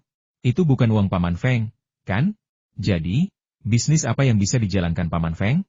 Jika dia dituduh menipu Feng Yu, bagaimana mungkin dia bisa kembali ke pertanian? Wen Dongjun melepaskan pagar dari pinggangnya. Merek ini miliknya. Ada juga merek Feng Yu dan Song Jiang. Lihat teh hitam wahaha di meja? Itu juga miliknya. Ngomong-ngomong, penghasilannya sehari lebih banyak daripada penghasilan kebanyakan orang seumur hidup mereka. Mata Liu Jichuan melebar. Menghasilkan lebih banyak dalam satu hari daripada yang diperoleh banyak orang seumur hidup mereka? Apakah itu sedikit berlebihan? Tapi melihat ekspresi Wen Dongjun, dia sepertinya tidak berbohong. Wen Dongjun sama sekali tidak melebih-lebihkan. 400 juta setahun, itu lebih dari 1 juta sehari. Di zaman di mana pendapatan tahunan rata-rata nasional hanya beberapa ribu yuan, itu lebih dari yang bisa didapatkan banyak orang seumur hidup mereka. Tapi pendapatan tahunan Feng Yu jauh lebih dari 400 juta. Dia bisa menghasilkan beberapa juta sehari, bahkan puluhan juta. Ini mungkin tampak besar, angka astronomis, tetapi dibandingkan dengan para taipan papan atas di Amerika Serikat dan Eropa, angka ini masih sedikit tertinggal. Bahkan dibandingkan dengan orang kaya di Jepang dan Hong Kong, Feng Yu tidak berpenghasilan paling banyak. Sederhana saja. Investasi terbesar Feng Yu ada di Rusia, dan belum menghasilkan keuntungan. Jika bukan karena apresiasi sumber daya mineral yang terus-menerus, Feng Yu pasti sudah merugi dari investasi ini. Semakin besar modal dasar, semakin banyak uang yang bisa Anda hasilkan. Feng Yu bisa mendapatkan keuntungan 100% dari satu investasi. Meskipun orang lain hanya bisa mendapatkan 20%, tetapi modal dasar mereka 10 kali lipat dari Feng Yu, keuntungan mereka akan 2 kali lipat dari Feng Yu. Ini tidak berlebihan. Feng Yu tidak memiliki banyak dana likuid, dan investasi terbesarnya di daratan adalah perusahaan mesin Harbin, dan modalnya belum kembali. Raksasa keuangan seperti Soros telah menguasai modal miliaran dolar dan mampu membalikan keadaan beberapa tahun lalu. Dibandingkan dengan mereka, Feng Yu tidak dianggap raksasa. Namun, dalam beberapa tahun, hal itu mungkin tidak akan terjadi. Saudara Chuan, Paman Liu akan merasa lega jika kamu bekerja denganku. Dalam waktu kurang dari 2 tahun, kamu akan bisa membeli rumah di Harbin dan membawa Paman Liu ke kota. Jika Paman Liu tidak mau pergi, kamu juga bisa membeli apartemen di pertanian kita. Dia sudah tidak muda lagi. Apa kamu masih sanggup melihatnya bekerja di pertanian? Ketika Feng Yu menyebut ayahnya, raut wajah Liu Jichuan tampak ragu. Tapi aku sudah berjanji pada mantan komandan kompiku. Orang tanpa integritas takkan bisa bertahan. Kalau aku mengingkari janjiku, bagaimana aku akan menghadapi rekan-rekan lamaku di masa depan? Mendengar Liu Jichuan mengatakan ini, Feng Yu semakin senang. Karena tidak tertipu oleh uangnya, Feng Yu semakin ingin merekrutnya. Saudara Chuan, mantan komandan kompi Anda sudah menghubungi begitu banyak orang. Bagaimana kalau saya beli saja perusahaan Anda? Dengan begitu, Anda bisa bekerja untuk saya dan tidak akan dianggap ingkar janji. Apa? Beli seluruh perusahaan? Apa ini untukku? Liu Jichuan sangat tersentuh. Alangkah senangnya jika semua rekan lamanya bisa memiliki penghasilan setinggi itu. Xiao Yu, tidak, Tuan Feng, meskipun kita bukan rombongan yang lengkap, masih ada lebih dari 30 orang yang tersisa. Tidak termasuk yang terluka, ada sekitar 20 orang yang bisa menjadi pengemudi dan pengawal. Bukankah itu terlalu banyak? Tanya Liu Jichuan. Lebih dari 20 orang? Tidak banyak, tidak banyak. Aku mau kalian semua. Dengan lebih dari 20 orang, saya bisa menugaskan 2 orang untuk ayah saya juga. Para eksekutif dari berbagai perusahaan juga sebaiknya memiliki pengawal. Jika terjadi sesuatu, mereka akan menderita kerugian finansial dan emosional yang besar. Selain itu, menugaskan seorang eksekutif dengan sopir yang juga merangkap sebagai pengawal akan membuat mereka lebih loyal. Di kehidupan lampau, ada survei daring. Persyaratan utama karyawan bagi sebuah perusahaan bukanlah gaji dan tunjangan, melainkan kepedulian dan perhatian dari atasan kepada karyawan. Rasa hormat seperti itu adalah sesuatu yang sangat dihargai oleh semua orang. Semua? Tuan Feng, apakah perlakuan mereka akan sama dengan perlakuan saya? Tanya Liu Jichuan. Tergantung performa mereka. Kalau kemampuan mereka hampir sama denganmu, ya tidak masalah. Kalau perbedaan kemampuannya terlalu jauh, wajar kalau aku harus menurunkannya. Kalau kemampuan mereka jauh lebih baik darimu, ya tidak masalah kalau aku menaikkannya sedikit. Bos Feng, atas nama rekan-rekanku, aku ingin bersulang untukmu. Aku akan meminumnya, kau boleh melakukan apapun yang kau mau. Liu Jichuan begitu bersemangat hingga ia mendongakkan kepalanya dan meneguk semua minuman keras di gelasnya. Feng Yu tak kuasa menghentikannya. Saudara Chuan. Bos Feng, mulai sekarang kau bosku. Kau tidak boleh memanggilku kakak Chuan. Kau bisa memanggilku Chuan Zi atau Da Chuan. Baiklah, kalau begitu aku akan memanggilmu Da Chuan. Besok, hubungi mantan komandan kompimu dan minta dia memberitahu semua orang untuk bertemu di Harbin atau Beijing setelah tahun baru. Kalian yang terluka juga bisa bekerja di perusahaanku. Aku janji akan mencarikan mereka posisi yang tidak terlalu melelahkan dan gajinya bagus. Mereka juga bisa menghidupi diri sendiri dan tidak bergantung pada orang lain. Banyak prajurit yang terluka, setelah meninggalkan militer, enggan membebani negara. Harga diri mereka tidak mengizinkan mereka hidup seperti parasit. Oleh karena itu, banyak veteran penyandang disabilitas, bahkan mereka yang bekerja sebagai penjaga keamanan dan berpenghasilan kecil, enggan mencari bantuan pemerintah. Hal ini membuat Feng Yu sangat hormat dan tersentuh. Lagi pula, dia punya banyak perusahaan, jadi dia selalu bisa menemukan posisi yang cocok untuk orang-orang ini. Meskipun dia tidak terjun langsung ke medan perang, dia bisa memberikan kontribusi bagi para prajurit yang terluka di medan perang. Mendengar Feng Yu mengatakan ini, Liu Jichuan semakin terharu. Bos Feng, jangan khawatir, rekan-rekanku pasti akan bekerja keras untukmu dan berjanji untuk menanggung kesulitan apapun tanpa mengeluh. Dacuan, ini serius. Kamu harus berhenti minum. Telepon rumah nanti. Aku tidak pulang malam ini. Aku akan tinggal di camp. Besok, setelah kamu sadar, kita bisa bicara lagi. Kamar standar dipesan untuk Liu Jichuan di Wisma Pertanian, dan Feng Yu kembali ke rumah. Kemana saja kau, nak? Kau tidak terlihat saat kembali nanti, tanya Feng Xingtai dengan sedih. Ayah, aku bertemu Liu Jichuan hari ini. Dia putra Liu Dalengzi dari perusahaan kita, beberapa tahun lebih tua dariku. Dia punya beberapa rekan pensiunan, dan aku berencana merekrut mereka untuk membentuk perusahaan keamanan. Mulai sekarang, ayah akan punya sopir yang menjemputmu kemanapun ayah pergi, seperti bos besar. Benarkah? Hehehe, hebat sekali. Ayahmu belum pernah merasakan ini sebelumnya. Kemarilah dan ceritakan detailnya pada ayah. Liu Jichuan menceritakan situasi tersebut kepada mantan komandan Kompi, dan sang komandan sangat senang. Ia berkata mereka beruntung memiliki bos seperti itu. Ia juga mengatakan akan membawa orang-orang ke Harbin setelah tahun baru untuk bertemu dengan Feng Yu dan membahas detailnya. Ketika ayah Liu Jichuan mengetahui bahwa putranya akan bekerja dengan Feng Yu dan gaji bulanannya akan mencapai 1.000 yuan, ia pun sangat gembira. Dengan kondisi seperti ini, dalam 2 tahun, penghasilannya dan putranya akan cukup untuk membeli rumah di kota.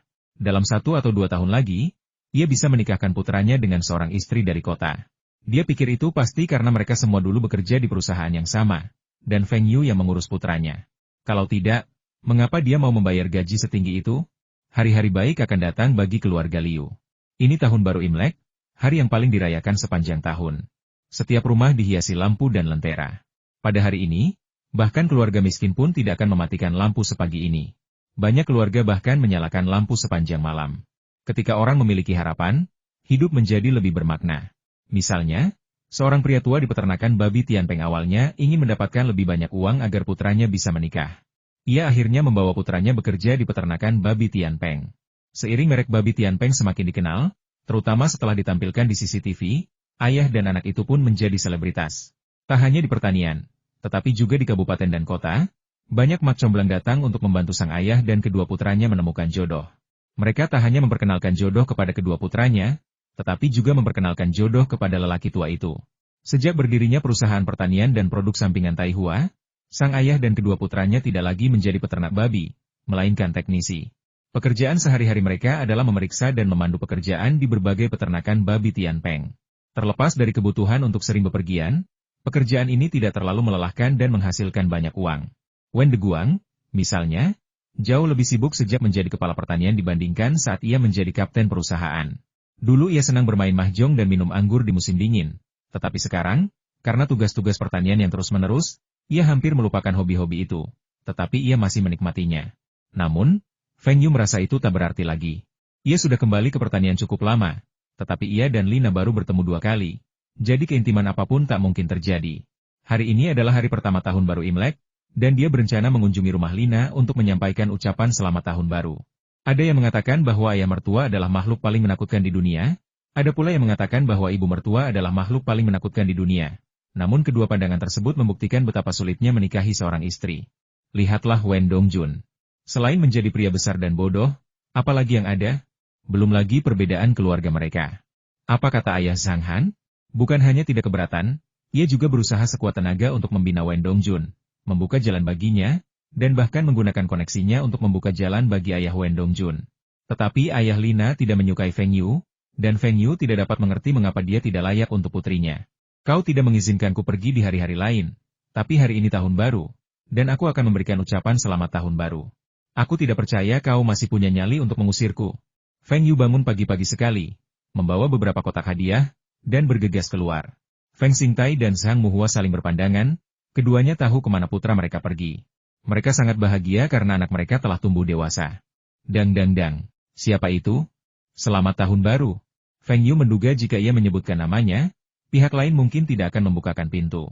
Dengan mengatakan ini, maksudnya ia datang untuk mengucapkan selamat tahun baru. dan tidak mungkin pihak lain akan menolak untuk membukakan pintu. Selamat Tahun Baru Imlek, bahkan jika Anda pergi ke pintu yang salah, asalkan Anda mengucapkan Selamat Tahun Baru, semua orang akan memiliki wajah yang bahagia. Apakah kamu, Xiao Feng? Bibi, Selamat Tahun Baru. Wajah Feng Yu penuh senyum. Tanpa menunggu Ibu Lina mengundangnya, ia pun masuk. Ia berjalan melewati halaman dan masuk ke dalam rumah. Ayah Lina sedang duduk tegak di ruang tamu. Ketika mendengar pintu terbuka, ia berdiri sambil memegang kacang dan biji bunga matahari di satu tangan dan permen di tangan lainnya, siap menyambut para tamu. Tetapi saat dia melihat Feng Yu, senyum di wajahnya lenyap. Ini anak, kenapa dia ada di sini? Ketika Lina melihat Feng Yu, senyum langsung tersungging di wajahnya. Apalagi ketika melihat Feng Yu sengaja mengangkat alisnya, senyumnya semakin sumringah. Tetapi dia tidak tahu bahwa Feng Yu kembali untuk memberikan ucapan Selamat Tahun Baru hari ini. Selamat Tahun Baru, Paman Li. Aku, keponakanmu, mengucapkan Selamat Tahun Baru. Feng Yu meletakkan hadiah di tangannya di tanah dan mengangkat tangannya untuk mengucapkan Selamat Tahun Baru kepada ayah Lina. Selamat Tahun Baru, kata Li Kuan He kaku. Setelah mengatakan ini, ia tidak mempersilakan Feng Yu duduk, melainkan hanya berdiri di sana menatap Feng Yu. Ibu Lina, Wang Lanying, masuk dan melihat apa yang terjadi. Ia segera memanggil Feng Yu, Feng kecil, duduk dan makan biji bunga matahari. Nana, ambilkan teh.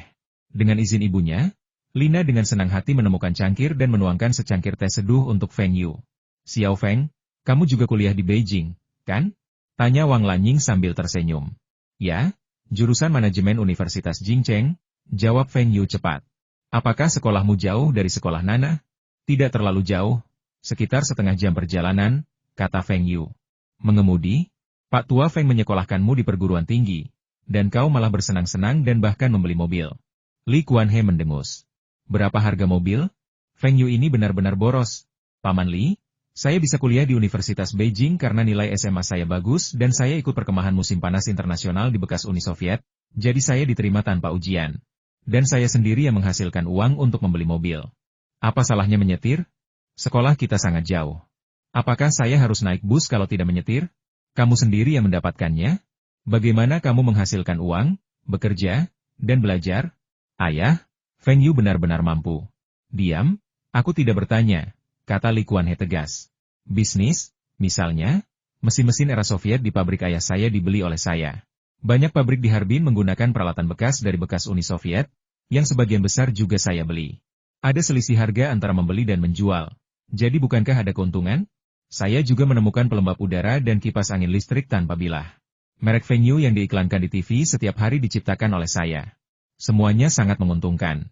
Feng Yu, Lao Li, anak ini benar-benar hebat, seru Wang Lanying. Ternyata Feng Yu adalah pencipta merek Feng Yu. Melihat Li Kuan He masih setengah percaya dan setengah ragu, Feng Yu tidak menjelaskan banyak hal. Jika dia mengatakan dia sekarang orang terkaya di negara ini, dia mungkin tidak akan mempercayainya. Orang terkaya di negeri ini? Jadi kenapa ayahmu masih tinggal di pertanian kecil? Kalaupun dia tidak pindah ke ibu kota, seharusnya dia sudah pindah ke kota sejak lama. Paman, Bibi, kurasa kalian berdua seharusnya sudah melihat hubunganku dan Nana sejak lama. Benar, kami memang berpacaran. Feng Yu memutuskan untuk mengambil tindakan drastis.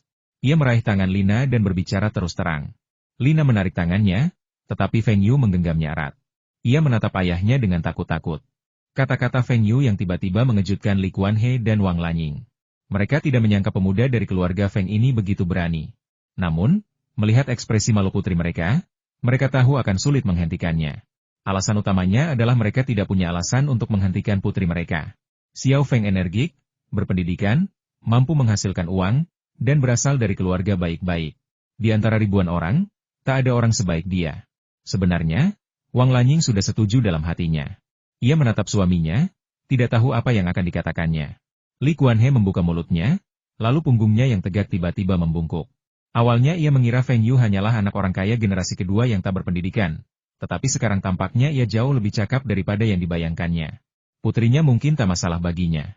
Tak apa, biarkan saja mereka. Dia melambaikan tangannya, menyuruh mereka berdua keluar dan bermain, lalu menyalakan sebatang rokok dan menghisapnya dalam-dalam. Lina diizinkan pergi bersama Feng Yu untuk mengucapkan Selamat Tahun Baru. Setelah berjalan sepanjang jalan, ia akhirnya tersadar dan menyadari bahwa ayahnya tidak keberatan ia bersama Feng Yu. Lina bahkan merasa bahwa ini adalah tahun terbahagia yang pernah dialaminya. Malam itu, ketika Feng Yu pulang, wajahnya masih penuh senyum.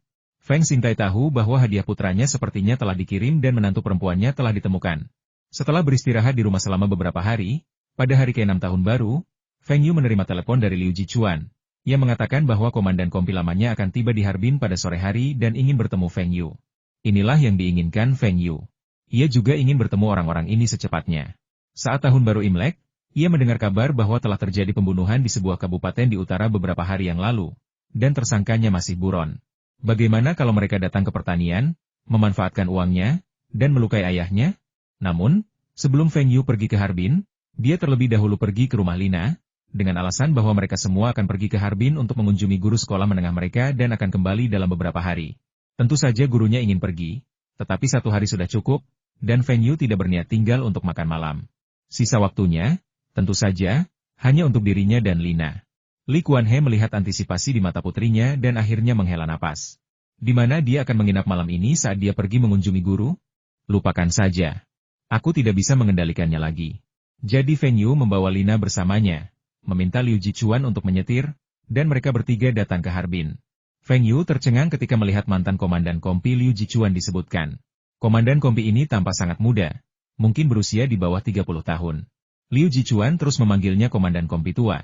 Jadi ia menduga bahwa orang ini pasti berusia setidaknya 30 tahun. Bos Feng, ini mantan komandan kompi saya. Tapi, dia bukan komandan kompi sungguhan. Dia wakil komandan batalion, mantan komandan kompi. Ini bos besar Feng Yu yang saya sebutkan, Bos Feng. Halo, Tuan Feng, nama saya Satyanyu. Halo, kamu jauh lebih muda dari yang kukira. Tangan Satyanyu agak kasar, tapi sangat kuat. Saya bergabung dengan tentara setelah lulus kuliah, jadi saya dipromosikan menjadi perwira dengan relatif cepat. Promosi tersebut menawarkan gaji yang jauh lebih baik, tetapi setelah pensiun, ia merasa semakin sulit mencari pekerjaan. Itulah sebabnya ia memutuskan untuk memulai bisnisnya sendiri. Lagi pula, ia memiliki pendidikan tinggi dan visi yang jauh lebih cemerlang daripada para prajurit yang tidak berpendidikan. Apa jurusan yang diambil Tuan Sa di perguruan tinggi? Kenapa Anda berpikir untuk bergabung dengan tentara? Tanya Feng Yu penasaran. Mahasiswa, di era ini, semuanya adalah kader. Menjadi pejabat dianggap cara terbaik untuk maju, bahkan cara terbaik. Mengapa dia mau bergabung dengan tentara? Apakah keluarganya setuju? Ini hanya untuk memenuhi permintaan terakhir ayahku. Sayang sekali ibuku sedang sakit parah, kalau tidak, aku tidak akan memilih untuk berganti karir. Aku kuliah sejarah, yang mungkin tampak seperti jurusan yang tidak berguna bagimu, tapi aku bisa bertempur di medan perang dan membawa mereka kembali hidup-hidup karena aku telah membaca begitu banyak pertempuran klasik dalam sejarah. Satyanyu mengatakannya dengan bangga. Setiap profesi punya sisi bermanfaatnya. Kalau tidak bermanfaat, itu karena kita belum menemukan cara yang tepat untuk memanfaatkannya. Hanya karena Pak Sa terpikir untuk membawa mereka ke industri keamanan, saya rasa beliau punya visi yang luar biasa. Tapi saya punya pertanyaan, apakah Pak Sa mempelajari ide perusahaan keamanan ini dari luar negeri? Satyanyu mengangguk. Ya, saya baca di koran bahwa tidak hanya politisi, tetapi juga banyak pengusaha kaya di luar negeri yang menyewa pengawal profesional. Kebanyakan pensiunan militer. Saya rasa ekonomi negara kita berkembang pesat, dan semakin banyak orang kaya. Di mana ada permintaan, pasti ada pasar, jadi saya punya ide ini. Tapi Tuan Sa, pernahkah Anda memperhatikan bahwa pengawal di luar negeri dilengkapi dengan senjata? Di Tiongkok, jangankan senjata, tongkat pun tidak diperbolehkan. Dengan kata lain, rekan-rekan Tuan Sa hanya bisa melindungi majikan mereka dengan tangan kosong. Apakah Anda pikir mereka bisa melakukannya? Tanya Feng Yu. Ya. Ada juga pengawal tak bersenjata di luar negeri. Kalau mereka bisa, kita juga bisa. Tegas Satyanyu. Lalu, Tuan Sa, tahukah Anda bahwa ketika pengawal asing diancam dengan senjata, prioritas utama mereka adalah menggunakan tubuh mereka untuk menghalangi majikan mereka. Bisakah Anda melakukannya? Menggunakan tubuhnya untuk melindungi majikannya, bukankah itu seperti menghalau peluru? Ia ragu-ragu, mempertimbangkan untuk mengorbankan nyawanya demi sebuah pekerjaan. Rekan-rekan itu sudah memiliki pekerjaan tetap yang diatur oleh pemerintah daerah, tetapi ia telah memanggil mereka untuk datang. Jika mereka mati karena ini, ia akan berdosa besar. Feng Yu sedikit kecewa. Sepertinya orang-orang ini masih jauh tertinggal dibandingkan pengawal profesional di luar negeri. Namun, situasi di Tiongkok tidak terlalu berbahaya. Namun, ketika ia pergi ke luar negeri, terutama ke negara seperti Amerika Serikat yang tidak melarang senjata api, ia harus menyewa lebih banyak pengawal profesional. Tuan Feng, kalau kita punya rompi anti peluru, saya rasa kita bisa. Lagi pula, rekan-rekan kita semua pernah ke medan perang. Sekalipun pihak lawan berjumlah lebih dari selusin orang, Mereka pasti akan membiarkan majikannya pergi dulu. Tuan Feng bisa tenang soal ini, kata Sa Tianyu tegas. Bahkan, ia juga memikirkannya. Negara ini telah menerapkan lebih dari satu larangan senjata api, dan bahkan senapan berburu telah disita. Sangat sedikit senjata api yang beredar di masyarakat. Jika mereka benar-benar berhadapan dengan seseorang yang mengancam mereka dengan senjata api, mereka kemungkinan besar akan ditembak, baik mereka berhasil menangkis peluru atau tidak. Baiklah, Tuan Sa, karena Anda berencana mendirikan perusahaan keamanan, seharusnya Anda melakukan investigasi menyeluruh dan bahkan membuat pengaturan di tingkat lokal, kan? Saya akan membeli perusahaan keamanan ini. Dengan kata lain, kalian semua akan bekerja untuk saya mulai sekarang, dan saya akan membayar kalian. Sa Tianyu agak bingung. Kenapa mereka memintamu membelinya? Perusahaan kita bahkan belum terdaftar. Bukankah ini Tuan Feng yang memberi mereka uang secara terselubung? Berapa banyak uang yang akan Tuan Feng keluarkan? 500.000 cukup untuk kalian masing-masing mendapatkan 10 atau 20.000. Harga ini tidak murah, kan? Tapi, kalian masing-masing, termasuk kalian, harus menandatangani kontrak jangka panjang. Artinya, kecuali kalian bekerja di perusahaan saya, kalian tidak boleh melakukan pekerjaan serupa, bahkan sebagai satpam pabrik. Kalian juga harus menandatangani perjanjian kerahasiaan. Tanpa izin, kalian tidak boleh memberitahu siapapun tentang apapun di perusahaan, bahkan orang tua atau istri kalian. Feng Yu membayar mereka sejumlah uang, tetapi kemudian meminta mereka menandatangani klausul yang tidak adil. Orang-orang ini mungkin memiliki akses ke informasi teknis inti perusahaan di masa mendatang. Jika mereka tidak sengaja membocorkannya, kerugiannya akan sangat besar. Keuntungan yang diperoleh melalui teknologi adalah yang tertinggi, sehingga ada pepatah yang mengatakan bahwa teknologi merupakan tenaga produksi utama. Sa Tianyu merenung dan memutuskan untuk memberi mereka sejumlah uang terlebih dahulu, mungkin sebagai tunjangan pemukiman kembali. Soal kontrak jangka panjang dan perjanjian kerahasiaan, ia mengerti. Bukankah mereka sudah menandatangani perjanjian kerahasiaan saat keluar dari militer? Baiklah, aku bisa menyetujui persyaratanmu atas nama rekan-rekan kita. Apakah hanya gaji kita saja? Anda adalah manajer perusahaan, dengan gaji bulanan 2.000 ditambah bonus akhir tahun. Semua orang dengan kualifikasi serupa dengan Dacuan akan menerima gaji bulanan 1.000 ditambah bonus. Jika seseorang jauh lebih cakap daripada Dacuan, gaji bulanannya bisa mencapai 1.500. Namun, saya akan melakukan penilaian di tempat untuk semua orang ini. Saya jamin Tuan Feng akan puas. Feng Yu menawarkan gaji yang begitu tinggi, jauh di atas gaji minimum yang diharapkan Sa Tianyu. Apalagi yang membuatnya tidak puas? Besok aku akan menyuruh seseorang ikut denganmu untuk mendaftarkan perusahaan. Ngomong-ngomong, mulai sekarang nama perusahaan kita adalah Feng Yu Security. Feng Yu tidak mendaftarkan perusahaan keamanan tersebut atas nama perusahaan tertentu dan menjadikannya Departemen Keamanan. Sebaliknya, ia mendaftarkannya secara terpisah dan akan menempatkannya di bawah nama Feng Yu Holdings di masa mendatang. Keuntungannya adalah semua orang ini dikelola oleh Feng Yu sendiri, dan tidak lagi didaftarkan atas nama perusahaan, sehingga memungkinkan pihak lain ikut campur dalam pengelolaan perusahaan. Meskipun ini mungkin membuat Feng Yu membayar lebih banyak pajak, itu tidak masalah. Di masa depan, ketika jumlah orangnya lebih banyak, ia dapat mengubahnya menjadi perusahaan keamanan sungguhan dan mengontrak pekerjaan keamanan untuk beberapa komunitas dan properti, DLL, dan ia tidak akan merugi. Sa Tianyu bertindak cepat. Hanya dalam 3 hari, ia mengumpulkan semua orang ke Harbin, termasuk mereka yang memiliki disabilitas. Melihat 3 baris orang di depan saya, ada seorang pria berkaki 1. Meskipun menggunakan kruk, ia tetap berdiri tegak dengan dada dan kepala tegak. Harga diri seorang prajurit tak akan membiarkan mereka menundukkan kepala. Feng Yu telah memberi mereka 500.000 yuan, dan masing-masing menerima sebagian uangnya, jadi semua orang sangat berterima kasih kepada Feng Yu, meskipun ia masih muda. Sa Tianyu ingin semua orang ingat bahwa Feng Yu adalah bosnya dan mereka harus mematuhi perintahnya. Kau, keluar. Feng Yu menunjuk belasan orang, yang semuanya memiliki luka yang jelas di tubuh mereka. Orang-orang ini tidak cocok menjadi pengawal dan bisa ditugaskan ke posisi lain. Namun, setelah Feng Yu selesai berbicara, tak satu pun dari mereka bergerak. Melihat ekspresi Feng Yu yang tidak senang, Sa Tianyu langsung berteriak marah. Apa kau tidak mendengar perintah Tuan Feng? Dia akan menjadi pemimpin tertinggi kalian mulai sekarang. Siapa di antara kalian yang tidak bisa mematuhi perintahnya? Laporan. Feng Yu juga pernah mengikuti pelatihan militer. Ia melirik orang yang meneriakkan laporan itu dan berkata, bicaralah. Ya. Ia merasa seperti seorang pemimpin. Bos Feng, aku baru saja patah 2 jari dan tidak bisa memegang senjata. Tapi aku masih sama hebatnya dengan mereka dalam bergulat dan bertarung. Aku bisa jadi pengawal. Meskipun mereka tahu Feng Yu akan mencarikan pekerjaan lain yang lebih santai untuk penyandang disabilitas, mungkinkah penghasilan dari pekerjaan itu sebanding dengan penghasilan seorang pengawal? Tuan Feng bukan orang bodoh. Apakah dia akan membayarmu 1.000 yuan sebulan sebagai penjaga pintu? Uang Tuan Feng tidak datang dari angin, jadi bagaimana mungkin dia begitu boros?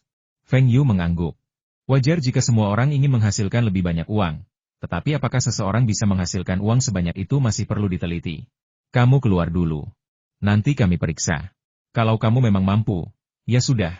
Setelah mendengar kata-kata Feng Yu, orang-orang cacat itu melangkah keluar.